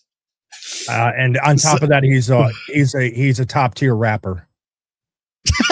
That's right. And my God, have you seen his when he was a weeb in high school? Where he looked like a mix of a fucking My Chemical Romance fan and an anime fan. It was hilarious. True, real. So, I can't toss stones in a glass house, though. Please don't look up my high school pictures ever. Lasting victory cannot be achieved without truth. Victory without truth is victory for a lie, and that is no victory at all. And unity without truth is no unity. It is merely solidarity in falsehood. You see, we live in a chaotic time, in a time when lots of people are asking lots of legitimate questions about the conservative movement. What ought we to think about the relationship between free markets and traditional virtue? How should we craft a pragmatic foreign policy that spreads our interests and upholds our ideals? What governmental means are appropriate to achieve political ends? All of these questions aren't new, of course. They've been asked for as long as human beings have been talking about politics, thousands of years. And over the course of this conference, you'll hear a lot of opinions on a lot of these questions. I have my own perspectives on them, of course. You can hear them every single day on my show. My fundamental values have been the same for 25 years. Peace through strength on foreign policy. Traditional values on social policy. Free markets with regard to economics. But today, I want to talk about something even more important. How to discern those attempting to speak truth from frauds and grifters. Wow, this is the longest I've seen them go without an ad break. Because something is new. I know. An informational environment rife with both opportunity and chaos. Opportunity because the legacy media gatekeepers are no longer in charge of what we see and what we hear. And chaos because an anarchic informational environment means we actually have to be smart in how we assess the information and arguments that we hear. Why does that matter? Well, because today the conservative movement is in serious danger. It is in danger, not just from a left that all too frequently excuses everything up to and including murder. The conservative movement is also in danger from charlatans who claim to speak in the name of principle, but actually traffic in conspiracism and dishonesty, who offer nothing but bile and despair, who seek to undermine fundamental principles of.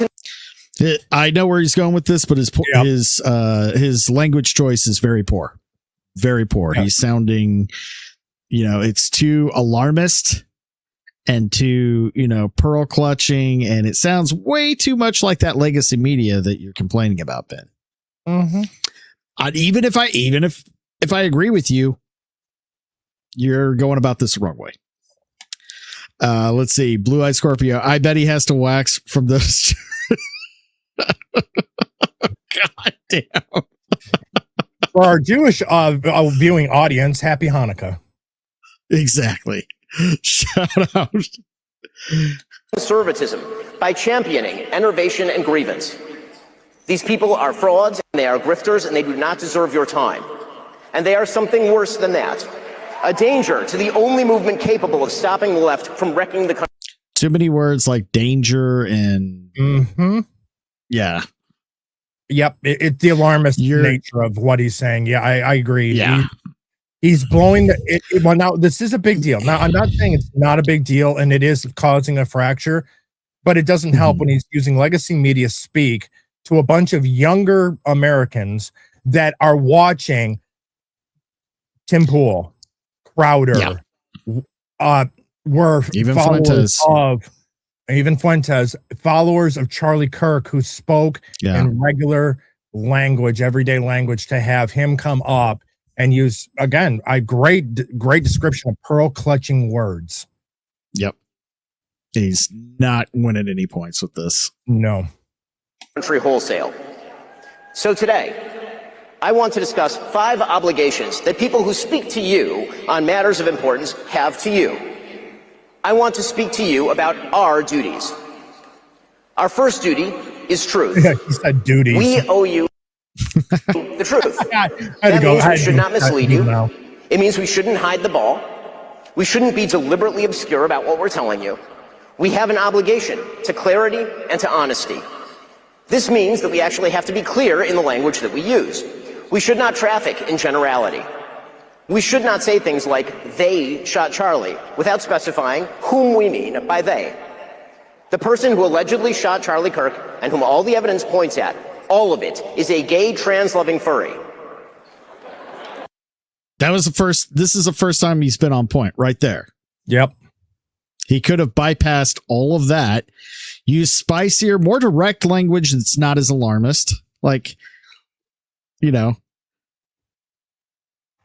if you think it's bullshit, say bullshit, Ben. It's totally okay now. You don't need to. Okay, so Ben, you're not on FCC's airwaves, so you don't have to monitor your language. These are younger generation Americans that have heard a lot worse, and actually, most of the podcasts that they're already watching are already using that language. It's a family show. It's a family event. So yeah, you can't go out and bash the fucking the liberal mainstream media and then use all of their same talking approaches. It's just Ben, stop code shifting your language to liberal speak and speak like like the rest of us. Could you please? Yeah. I know you'd have to slum it a little bit to speak to our level. Yeah. That's the other thing that he's so fucking he's one of the most the elitist right. He's definitely one of them. And that shit went out of style a long time ago.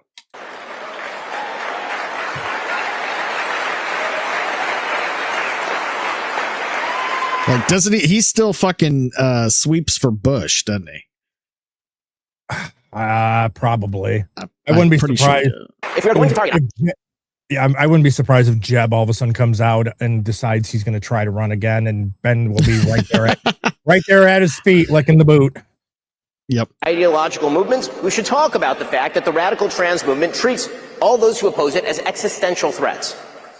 Or if we're going to talk about the Democratic Party making room for the radical... He could have cut out everything he said at the beginning, went right back to, there's a lot of stuff out there that I'm just going to call bullshit. So let's talk about what we do know, because you can't say Charlie was shot by them without saying who they are when this is what we know.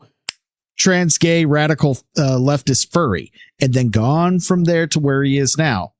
Yep. Trans movement and echoing its inflammatory rhetoric. Well, we should talk about that. Those are specific problems, and they require specific responses. When people say they shot Charlie, however, they are instead trafficking in vagary that results in increased hatred without proposing any effective response. They are fostering... Nope, I disagree. You want to know what? I just realized, and this may be just me, but they is correct. Candace is right. They shot Charlie Kirk because their pronouns were they, them. They shot Charlie Kirk. Holy crap, I figured it out. Maybe Candace isn't wrong. And this is a time when I do this has been what's irked me about the Candace thing this whole time. She's so fucking set on looking at Turning Point and everything else, right. The Inside Job, blah, blah, blah. Like, why can't we acknowledge the fact, and even trying to fucking sympathize with Tyler Robinson when what we know about him, like, though, these are the problems. Radical left trans furry activism. clearly indoctrinated, clearly a weak-minded individual that was easily duped to following this path. Mm-hmm. I mean, he clearly is programmable. You want to tell me he had a Fed in his ear, that maybe there was some undercover IT glowies talking to him on Discord? You got my attention. Yeah. But everything else she says is just fucking bullshit. And like, oh man, we haven't even gotten to her and Pierce Morgan, or did we? We didn't already do that, did we? No. No. God damn. So we got so much. Not going to have time tonight. But at least Candace would not drink the TPU water. So at least she's safe there. Despair and rage. And that makes things worse. We must also be honest about what people say and do, regardless of what that means coalitionally. It is the job of politicians to build coalitions. It's the job of those of us who try to shape public opinion to hold politicians to account and to hold them accountable to our values. We must not let fear of audience deter us from telling the truth. We must not let fear of other hosts deter us from telling the truth. So, for example, if Candace Owens decides to spend every day since the murder of Charlie Kirk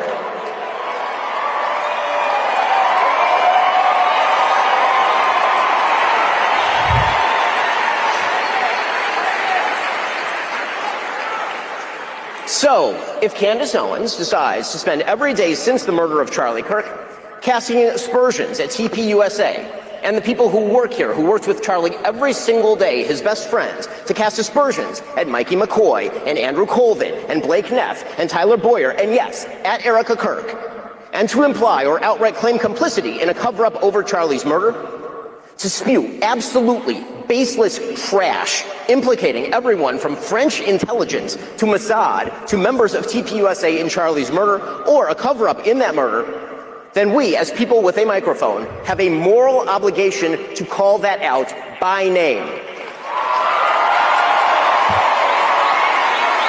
Okay, I'll give credit. That part was good. That part was good. Yep.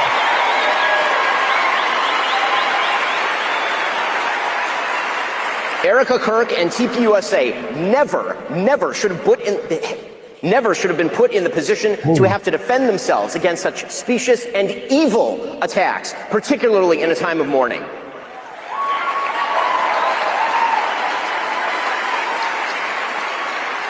And the people who refuse to condemn Candace's truly vicious attacks, and some of them are speaking here, are guilty of cowardice. Yes, cowardice. Now, is that the part that is directed at Tucker Carlson? I think sure, I think that is the one that's focused at Tucker. Okay. The fact that they have said nothing while Candace has been vomiting also. I could have sworn I've already heard all of this come out of Tim Pool's mouth. I think Ben is plagiarizing, using more high class words to say exactly what Tim Pool has already said. Yep. Tim Pool said everybody needs to just call out her bullshit by name and do that to anyone else who says something fucking retarded. Yep. By name. I never picked Ben for a plagiarist. Sorts of hideous and conspiratorial nonsense into the public square for years is just as cowardly. Second, because we owe you the truth, we owe you the duty to speak out of principle, not personal feeling. It should not matter whether we despise someone or whether we love someone. The question is what they say and what they do, and whether those things are morally decent or not. On a political level, do they foster freedom, justice, and prosperity? On a personal level, do they treat others as they would wish to be treated? Personal feeling is not a substitute for moral judgment. To take again the Candace Owens situation as an example, friendship with public figures who say or do evil things is not an excuse for silence on the matter. Politics is not the sisterhood of the traveling pants. Okay, that was funny. Politics is about principle, and if you are willing to sacrifice basic truth and simple principle in favor of emotional solidarity, you have betrayed your fundamental duty to the American people. Stop it. Again, Tim Pool called out the people that were text messaging him, thanking him for saying those things and keeping their mouths shut. Yep. Tim was already been over this exact same thing, calling out those that because they, for political expedience and don't want to get on Candace's bad side, have not been saying the exact thing they should be saying because of their principles. Yep. Again, TPUSA, you screwed up on disinviting Tim. Big time. Big fucking time. And the fact, have they ever invited Crowder? Like, what the fuck? I don't think they have. I don't think they have. I don't think they have, but I'm not 100% sure. Yeah, I was watching him a couple mornings ago, and he was talking about it coming up, and I think he said he's been there all of once and has never been invited. It doesn't really care either way, but it's like You're using people on the stage, with the exception of maybe a few, that are only capturing the audience you already have, when you need people like Tim Pool and Crowder to capture the audiences you don't have yet. You need people that can have a wider net. Ben Shapiro's net is not wide at all. And in fact, it's shrinking right now. I mean, if they want to grow their base, they should have invited Nick Fuentes. Oh, fuck.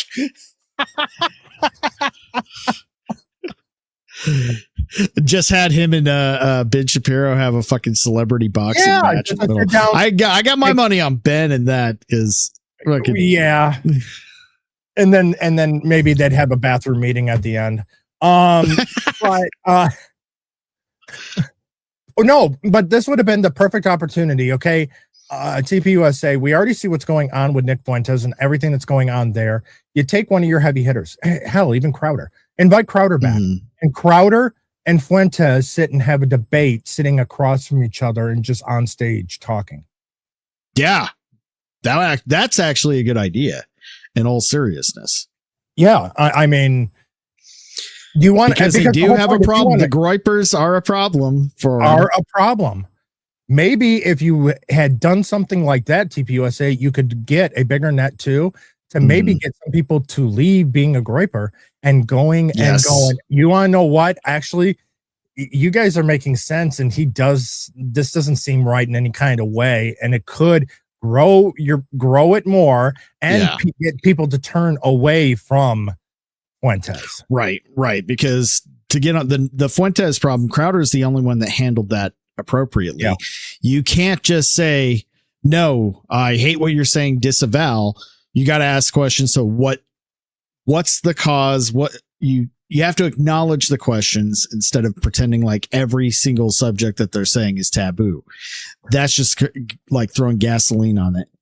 I mean, I hate using Family Guy as a reference, but it really does come down to the whole point of, you tell someone not to push that red button, people are going to push that red button. You tell them this guy is dangerous. This guy, you shouldn't pay attention. This guy, you use all of these buzzwords and stuff like that. And what you're going to do is you're going to get them to go and see, what is this guy all about? And why are they so afraid of him? Or what is he saying that's so dangerous? They start watching it. And because he's using stuff of the disgruntled right now that is seeing things not happen as was promised, and start going, you want to know what?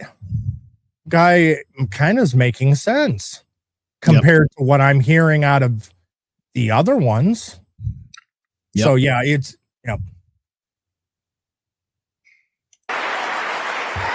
First off, I should break the omerta here and just be a little bit clear. The notion that people in our industry are close friends, like we all take holiday breaks with each other and go to each other's kids' graduations and stuff, is generally untrue. Some people do that, most of us don't. We see each other at conferences and we talk on the phone and all the rest. We're business colleagues. But even if it were true that other public figures were our best friends, our very best friends, that does not relieve us of our duty to speak out of principle and not to cover up evil or shy away from addressing it out of friendship. Or afraid to be on a thumbnail. So no, Tucker Carlson, it is not an excuse to go silent on Candace's targeting of TPUSA. Oh shit.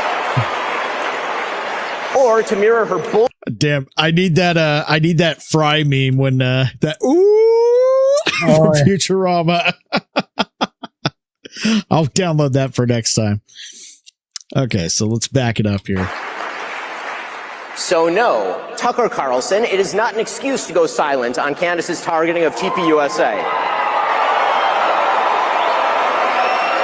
Oh shit. We got a wild Von Coleman has appeared. No, Black Coleman. Black Coleman. And then I'll go over. Yeah, what's going on, guys? Hold on. Hey. What's going on, guys? Not much, man. How's it going? You having a blast out there? Yeah. What are these headphones? Hold on, Professor. This headphone.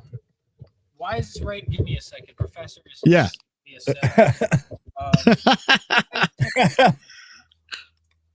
See, we had technical difficulties at the beginning of the show.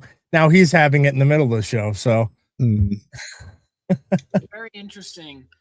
First of all, I was there. I was fairly close. Not like obviously, thank God for the big screen because we would not have been able to see them with the naked eye. But man, the room shift between Erica's speech and Ben Shapiro's. How well did they hear you right? It's pretty great.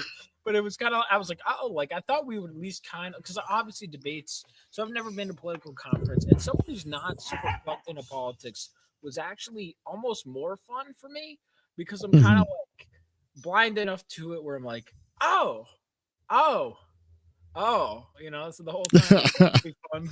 All the twists and turns. But obviously the Candace stuff was pretty big. So I'm like, all right, Ben, who are we gonna name drop? Like, are we gonna go? Are we gonna speak in vague terms? And then he goes, Candace. Whole crowd was very pleased with felting Candace Owens. That was a big big unifier. Now, what I found interesting was like differing views were shared, but like when he was pissy about whoever and talking, there was a lot of cheers. I don't think I heard any booing at the whole time. But it was just cheers for contradicting things. So I'm like, oh, so I guess there was just not a lot of negative energy. It was, hey, I like this, I like this, I like this, I like this. And it was just it was interesting. Well, that's the difference between a more right-leaning political rally and a left-leaning. There's freedom for diversity of thought. Everybody's like, well, I like that what this person said more than this person. You get conflicting views in a leftist thing, and it's gonna, you know, a fight's gonna break out. It's gonna look like a Waffle House in 5 minutes. Yeah, look what they do to J.K. Rowling, dude. Like it's crazy. But no, it was a lot of fun, man. Getting in there.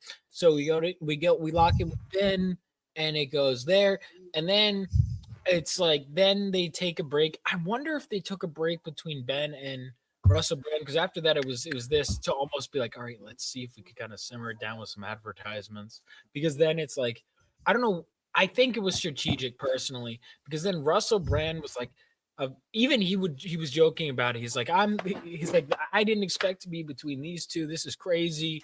I forgot Michael Knowles was even the internet connection was terrible, so I was trying to look at the schedule. I thought it was going to go from Russell to Tucker, and I was like, did Tucker leave? I was like, did he skip out?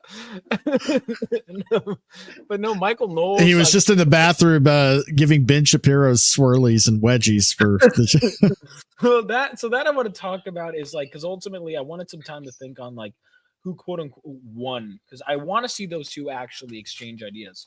Both kind of talking past each other. So my initial analysis was kind of that Ben got obliterated by, well, not really that, but at first it was like, oh, Ben beating Candace. I mean, Candace wasn't there to defend herself, but I don't think, based on the tone of the room, I don't think anyone. I don't think anybody wanted her there, man. Oh, Candace should come back since she and Charlie were so close. But dude, she whatever bridge she could have had, because I'm sure she probably, if she just literally didn't accuse everyone at Turning Point of murdering Charlie, whatever beef they would have had probably would have been fine. They would have been like, Candace, welcome back. We want to have you there. You know, diversity of thought. She did like the one thing. She's like, what if I like accused all of them of like killing Charlie? Like that is probably the one thing she could have done to prevent her from being a guest. I feel like she probably would have been allowed this. She had done literally anything other than that. Yeah, but she's got. I suspect she has borderline personality disorder, and she just she just thinks of what can help her elevate her now, and that was the best thing for her to do for herself right then and there. So. So you said that Ben gets obliterated after this. Is that by Tucker? I don't know if he gets obliterated. It's weird. I don't want to say obliterated because I've had some time to think about it. But that's kind of how I felt in the moment. In fact, the guy who I was sitting next to, we're in the bathroom after Tucker go, so what did you think? He goes, man, Ben got really intense. Like, so Ben really. Because everyone else is like very feel good. Even Tucker is very feel good. Ben was like everything's on fire. We gotta, you know. Yes. It's good that you bring that up, because as we've been watching that was exactly what Iron and I were bringing up. is he was using a lot more pearl clutching. It's the end of the world if we don't do this. We have to do this. A lot of good points up, but he was like, everyone else was like, hey, you know, we obviously this, but we're united despite our different views. Ben was that doesn't mean he didn't make valid points, whatever, but he was the one that was like yeah, he starts off, and that's exactly what we were talking about. Like, we're to where he is in his speech, where I think he actually starts gaining some ground. But before that, he was using way too much alarmist language. He was complaining about the legacy media and then using all of the same language skills that they use to say the sky's burning.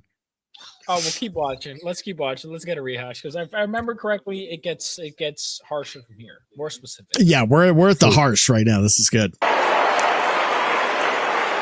Or to mirror her bullshit lines of questioning because you love Candace personally.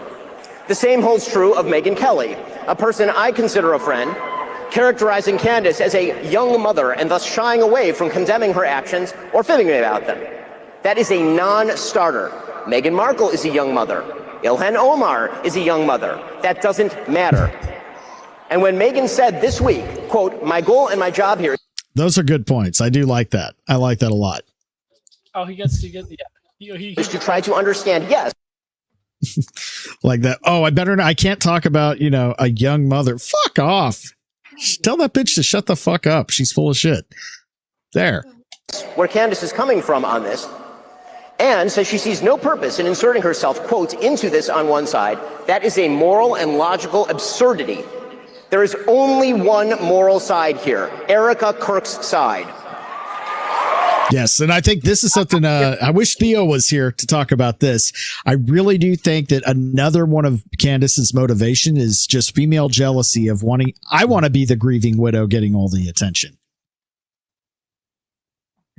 Charlie should have been mine, and because he rejected me and picked her, I'm going to make her life hell and everything because I should be the grieving widow. She shouldn't have ever been with him. Right. Or even if that's not the case, just seeing, another woman getting too much attention that must have irked her because she's that chick. Candace Owens, in my opinion, is that chick. But yeah, for Megyn Kelly and anybody like, well, no, we're friends and she's another woman and a mother. Like, okay, nobody cares about that.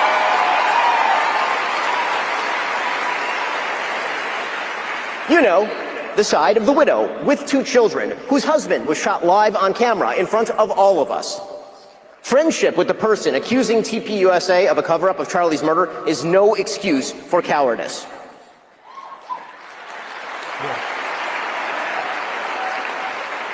Third, and relatedly, we have a duty to take responsibility for what we say and do. If we hire awful people, we're responsible for that. I have some experience there, as you might suspect. That means that if we offer a guest for your viewing, we owe it to you to ask the kinds of questions.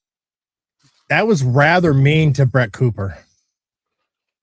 Oh shit! I forgot about her. Now she got done dirty though. I think she got done dirty, and actually, I think she was more in the right than anything. And I think that Daily Wire screwed her over. Yeah, I was a Daily Wire fan for a while, and I've lost a lot of I lost respect for them after the Crowder thing. I was actually on Crowder's side for the most part. Now, you could argue about the recording conversations being a bit skeezy, but at the same time, hey, it was necessary.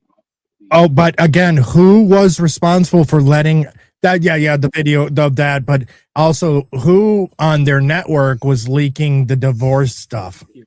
Exactly. Sorry, Professor was talking about his favorite religion, Islam. Oh.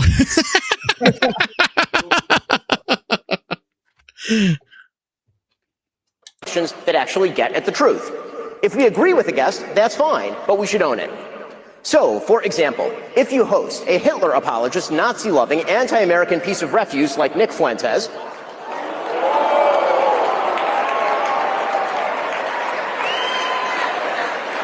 that one seemed to have the Nick Fuentes response. Yeah. Listening to it now, because where I was sitting, it was like I was always trying to hear around the room, curious about it. Mm-hmm. Seemed like more cheers, and now listening to it here, it feels more mixed. But when I was around, I was like, oh wow, not a lot of groypers. Yeah. And I really think the Fuentes thing is a little blown out of proportion. There is a problem there with them, but oh, he goes far. He goes crazy on Nick Fuentes. Keep going. Oh, good. He goes. Who said that the vice president? Yeah. We'll just okay. We'll just go with it. President of the United States is a quote fat gay race traitor married to a Jeet. Jesus fucking Christ. Thanks, Ben, for getting us. Who said that Charlie Kirk was a quote retarded idiot. The person who said, and pardon my language here, it's his quote, that he quote took Turning Point USA and fucked it, and that's why it's filled with groypers. If you have that person on your show and you proceed to glaze him, you ought to own it. Now, I didn't see the Tucker interview with Nick, so if he glazed him, I don't know. I haven't watched that one yet, but the Crowder one, there was no glazing. It was an actual debate, but he was doing it in the right way, unlike Piers Morgan.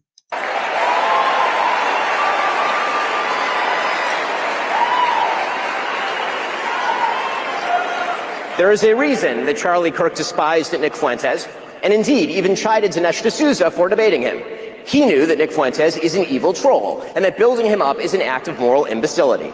And that is precisely what Tucker Carlson did. He built Nick Fuentes up.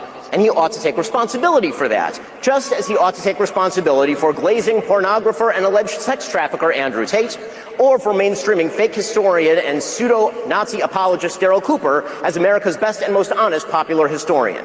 Hosts are indeed responsible for the guests they choose and the questions they ask those guests. He's not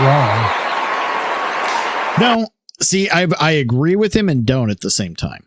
Yeah, that's how I think a lot of the crowd felt, because I was kind of on his side, but then Tucker comes on later and he kind of gives the alternate, and so it was like, so at first when I see Mrs. Group Chat, it was kind of my thoughts in real time. I'm like, oh, Ben's cooking, but it's also like Tucker's kind of cooking too, so it's like now we have an interesting deal.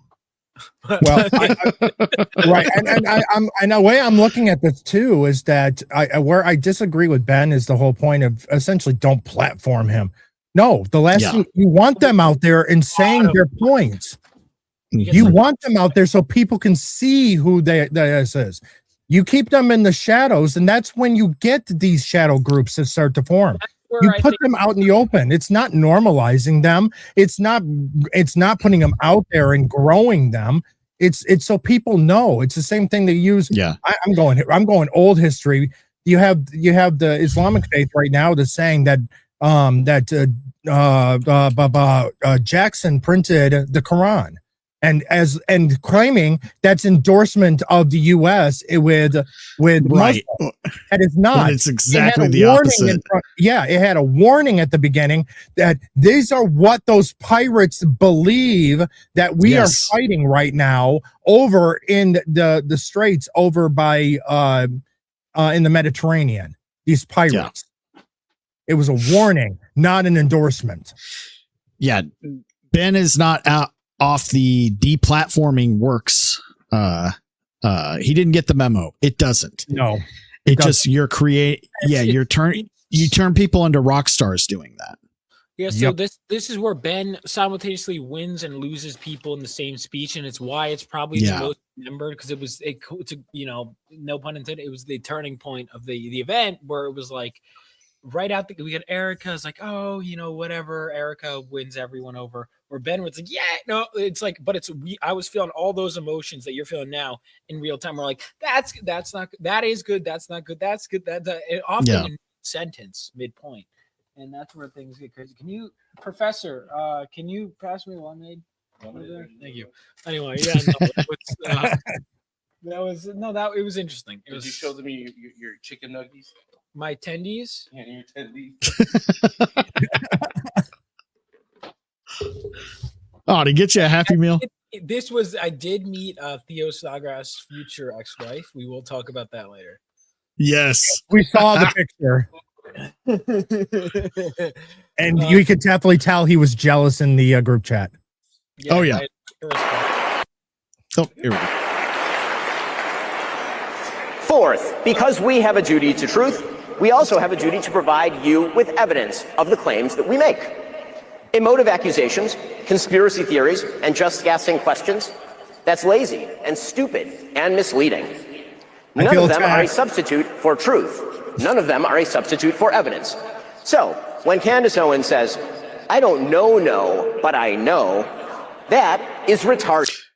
Yes. Okay. Best line of the night. Hold on. Because yes, but I feel attacked because earlier I was when Candace right, but those are justified.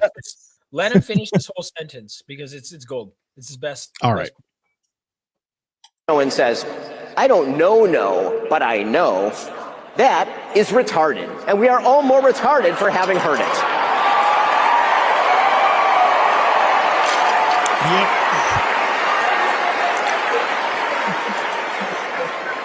When Steve Bannon, for example, accuses his foreign policy opponents of loyalty to a foreign country, he's not actually making an argument based in evidence.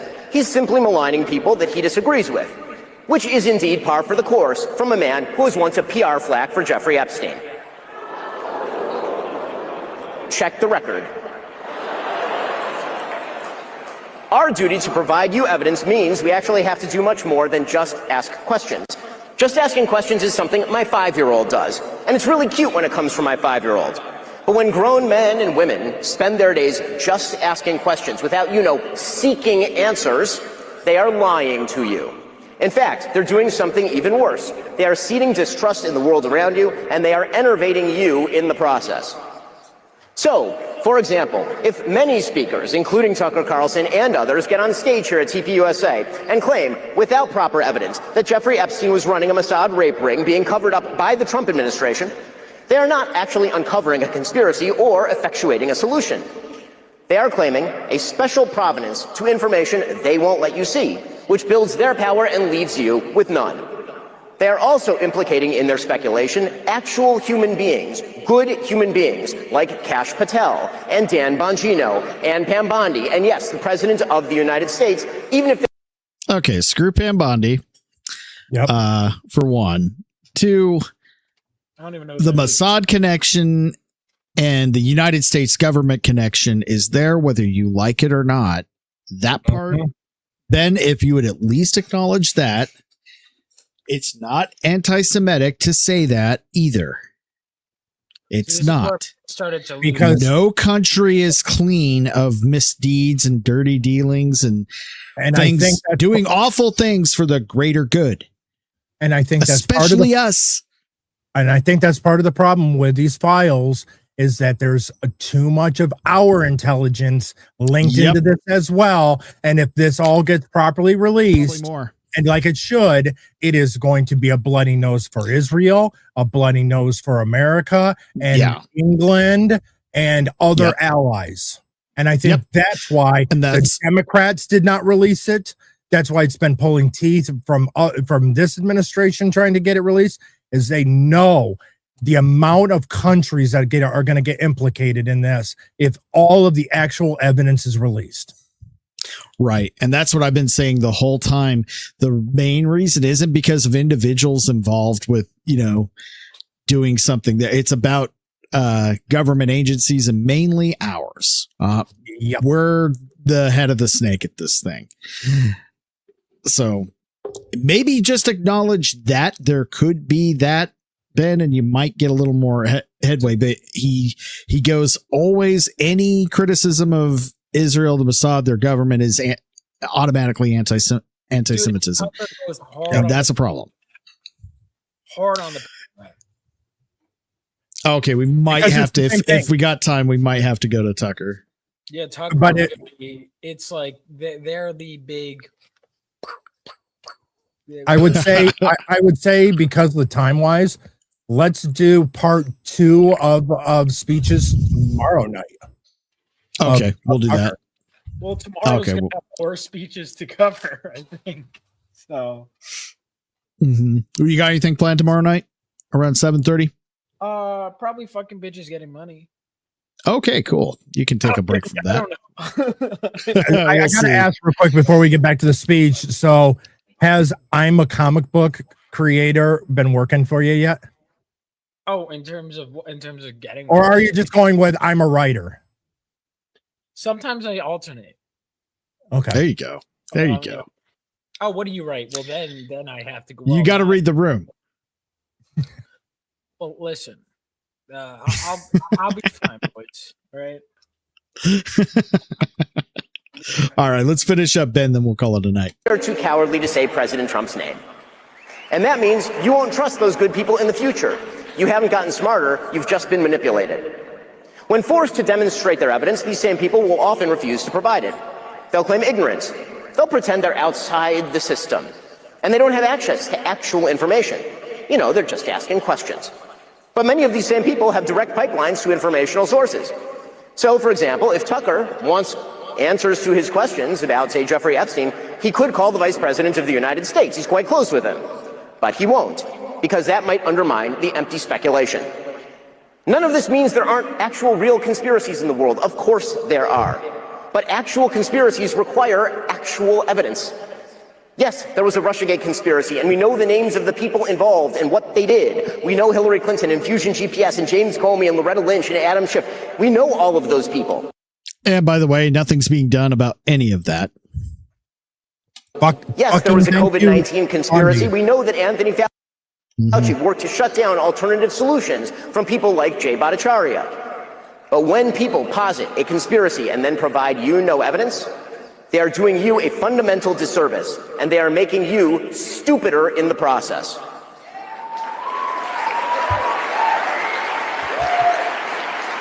Finally, because it is our job to make the lives of our audience better, right? That's really our job, is to give you more information to make your lives better. We have a duty to propose solutions. That's why we have to talk about our problems in order to find the solutions. That's what politics was supposed to be about, after all, finding solutions to our common problems.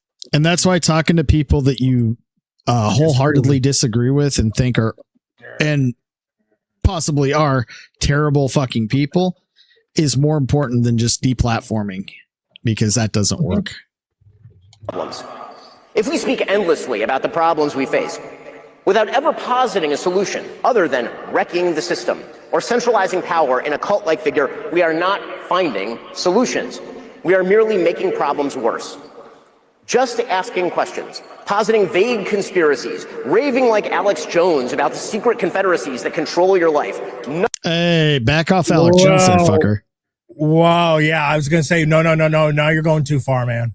Yeah, you can hate on Candace Tucker and Fuentes all to your little heart's content. Don't you touch my Alex. Keep Alex makes your life better. None of it. Fucking mouth. In fact, it makes your life markedly worse. That's because if you truly come to believe that nothing in your life is in your control, you can't even take control of your own life. You despair of your ability to change your own circumstances, and then you fail. And you must not fail.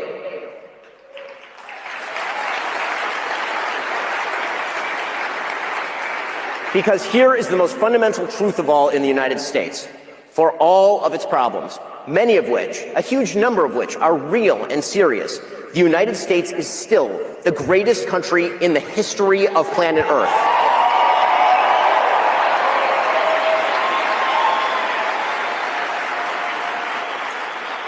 We have the greatest constitution ever devised by man. We have the greatest founding philosophy ever put to paper in the Declaration of Independence. In this country, you can make of yourself what you will. And if there are true obstacles standing in your way, we can all work together to remove them. That, by the way, is the essence of conservatism. Now, there's a problem with that, at least right now, when, you know, all of Gen Z knows that they'll never be able to buy a house or be out of debt just from school. Which college is a scam, so don't mix my words there. But yeah, they were sold a bunch of lies from the previous generations that you must go to college. It doesn't help that the previous generation that were in leadership turned around and got the government to back loans, which jacked the prices of education way up because it was government backed loans. I mean, so it's like, no, that can we stop with this American dream? The American dream that everyone talks about of owning a home and stuff like that. That's the modern American dream. The ones that the true American dream is you can come to a land and you have the opportunity to use your own energy, your own grit to make something of yourself without a government interference keeping you from living up to your potential. Unlike other countries that are stuck in a feudal system or in a class-based system. Anyone can do anything they want in this country and make it by their own sweat and their own energy. That's the American dream. Be prosperous. Right. And that's the American dream that's being basically diluted right now for a multitude of reasons. And that's why we have a whole generation of very, very angry kids. Yep. And young adults. We live in a world created by God with a logic and a rationale that we as human beings were created in God's image, as it says in the book of Genesis, with creative capacity and the power to choose. And that in a free country of limited government and defined powers with property rights and equality under law, our destiny is in our hands, and that we all have a duty to make the most of that historic opportunity. Anyone who tries to convince you otherwise is lying to you, and they are making your life worse in the process. Now, that lie may feel good in the moment. It may excuse us from taking the corrective action we can take on a personal level to fix our lives. It might give us someone else to blame for our own failures. But in the end, the lie kills. Not just your future, but the country that we've been given. So, for those of us who talk for a living, that's our job. To discuss America's problems with truth and with evidence. To provide possible solutions, and to encourage Americans to succeed and make great decisions. We who speak to people on a regular basis, who have a microphone and an audience, we have duties to you. The duty to speak the truth. The duty to speak from principle, not personal feeling. The duty to take responsibility for our own actions. The duty to provide you with evidence to do more than conspiracize or just ask questions. And the duty to posit real solutions. And if Okay, I think we're wrapping up on the end of this. It feels like he's just closing out. Okay, he's really hitting my child brain with duty. So what you got on this, Vaughn? You're muted. Oh no, he was making excellent points. I'm sure he was. How do I unmute him? You should. Nope, he muted, so I can't unmute him. There we go. Can you hear me now? There we go. Yeah, I can hear you now. Yeah. So, all right. Does the video get to the questions he's asked afterward? Oh, they do a Q&A at the end? Let's see. Oh, well, not everyone. You owe yourselves that quest for truth, and true victory only comes through truth. No. Just the speech. So let me tell you what 47% of Americans hold on. eat one. 47% of Americans and food or some shit. No, so, all right. So immediately, so it's like 2 nights. Oh, Ben, I'm doing like a turning point chapter, whatever, Ben. And this fucking kid comes out the gate. What about the USS Liberty, Ben? We talk about that. Didn't Americans die there, Ben? What happened there, Ben? And Ben's like, well, first of all, I studied that whole thing. Now, in my opinion, even though Tucker tried to frame it, this is where I actually disagree with Tucker, is I think Ben handled that pretty well. It sounds to me like he actually did his research on the thing. He was like, all right, well, why are you asking about that, though, specifically? He goes, I'm just asking questions, which to me, I felt Ben won that exchange. Now, a lot of people, I feel like you're going to say Ben lost that. I disagree. Now, here's the thing about Tucker, I will say, when you get to Tucker. So Tucker, first of all, probably like once a minute, at least, he'd do Tucker face. Where he's like, oh, God. Did he do the Did he do that like 5 or 10 times?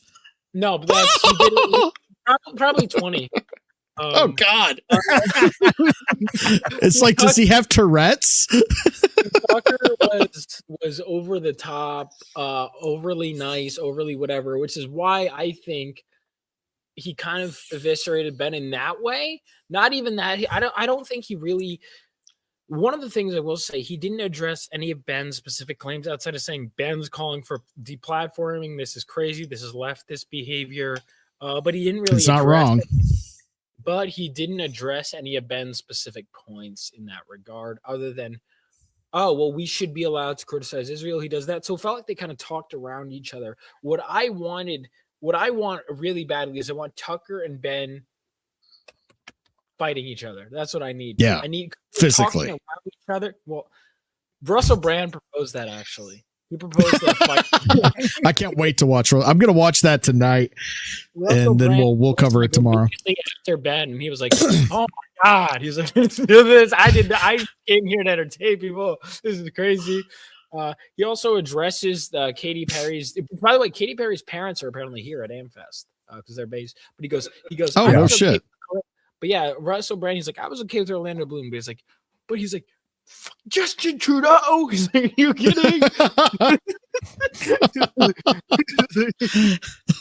And Russell Brand was a treat. He was great. Michael Knowles, probably the best, most intelligent. I like Michael Knowles. Tucker and Ben was like those. That was like, it was like when Ben spoke, we were all like, "Oh, this is nice, Russell. This is nice." Michael, all right, come on, Tucker. Come on, Tucker. Come on. All right, let's get the conclusion to this chapter. And yeah. It's interesting. It was an interesting experience because then Tucker got a lot of cheers, and then a lot of the points he made against Ben, those would get you. So I'm like, who was the crowd really for? I don't know. I don't know. But it seemed to me like I probably a lot of them are where I stand and kind of see the points in both. That's where I think most people were. Yeah. Or more uncomfortable support going, I really don't like him, but I gotta agree with him. So yeah. I think Tucker again came off way more likable than Ben did. I think that is obviously crowd works was a part of it, but Tucker again, if I'm looking at it objectively now, like after having to drive home and time to think about it, he didn't address any of Ben's core points because Ben really went into specifics for I don't like Tucker. I don't like how you handle your interview with Nick. I don't like, and Tucker's thing was more about how now Tucker, I do think gave more uplifting points about, oh, well, what are your thoughts on things? At this, Tucker's basically like, I've had many views throughout my life. At this point, I'm America first. At this point, I just think, and he goes, most people are. So Tucker, I think overall won personally between the two. Okay. I'd say that as someone who, if I were to go into I don't know, exact policy, I just think in terms of conduct and in terms of the mood people were going for, it was kind of nice with Tucker. So in that respect, I would say he won. Ben seems like he was ready to go to war. Tucker seemed like he was like, we're not going to war. And so I think the crowd ultimately, because we were here for like, let's all be together, especially with Charlie. And so for that respect, I think in the spirit of reading the room, I think Ben was kind of like, they're hostiles in the room. We have to take him out. And Tucker opened up by saying, actually, his opening line was something to the effect of, there is no civil war here. It's just a bunch of people with differing opinions. And that immediately, I think, deflated everything. And then I think that was like his opening thing.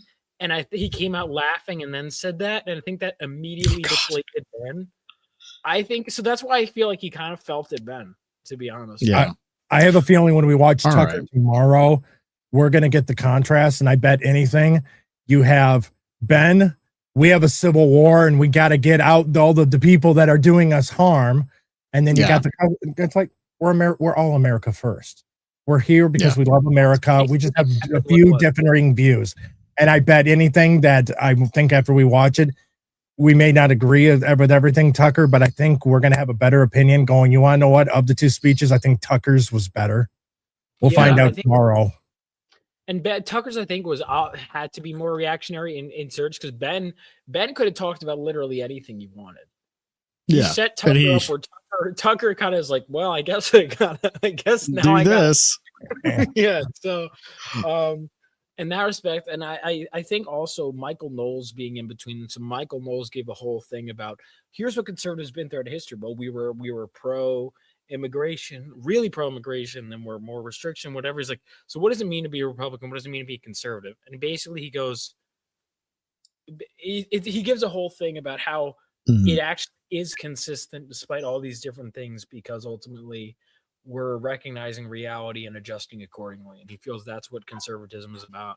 It's a whole. Oh, that's a good line. He said it's basically better than I could have, but that was basically his whole thing. He's like, why? How can we all be conservative? We all have all these different views. He goes, this is how. All right. Well, tomorrow, what we're going to do, we'll hit the Tucker Carlson and, of course, Russell Brand. And then throughout the day, I'll find some highlights because we obviously can't watch everybody's entire speech, but we'll bring up the good parts. I'm sure people will be posting them throughout the day tomorrow. All right. But let's go around the horn. Vaughn, you're at AmFest. Thanks for stopping in at the last minute.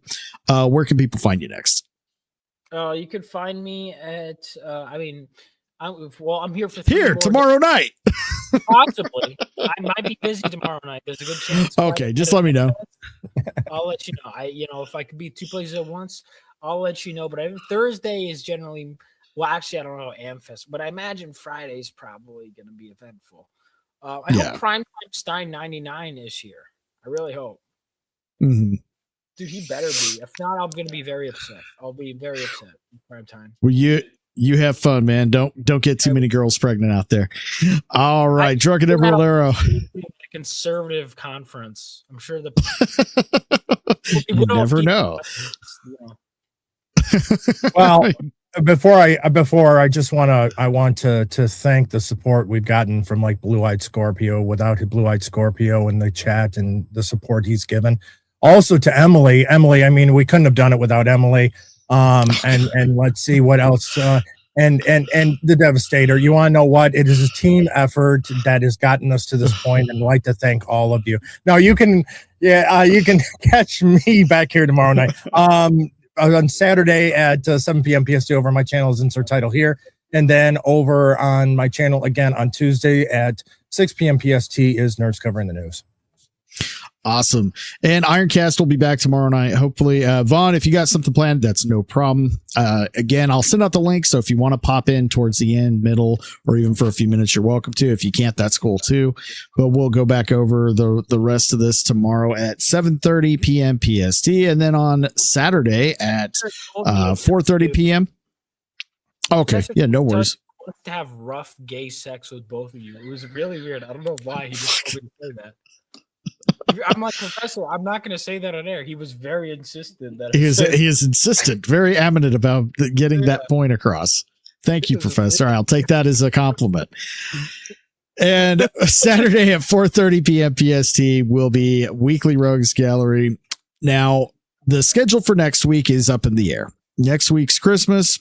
Everybody's got things to do.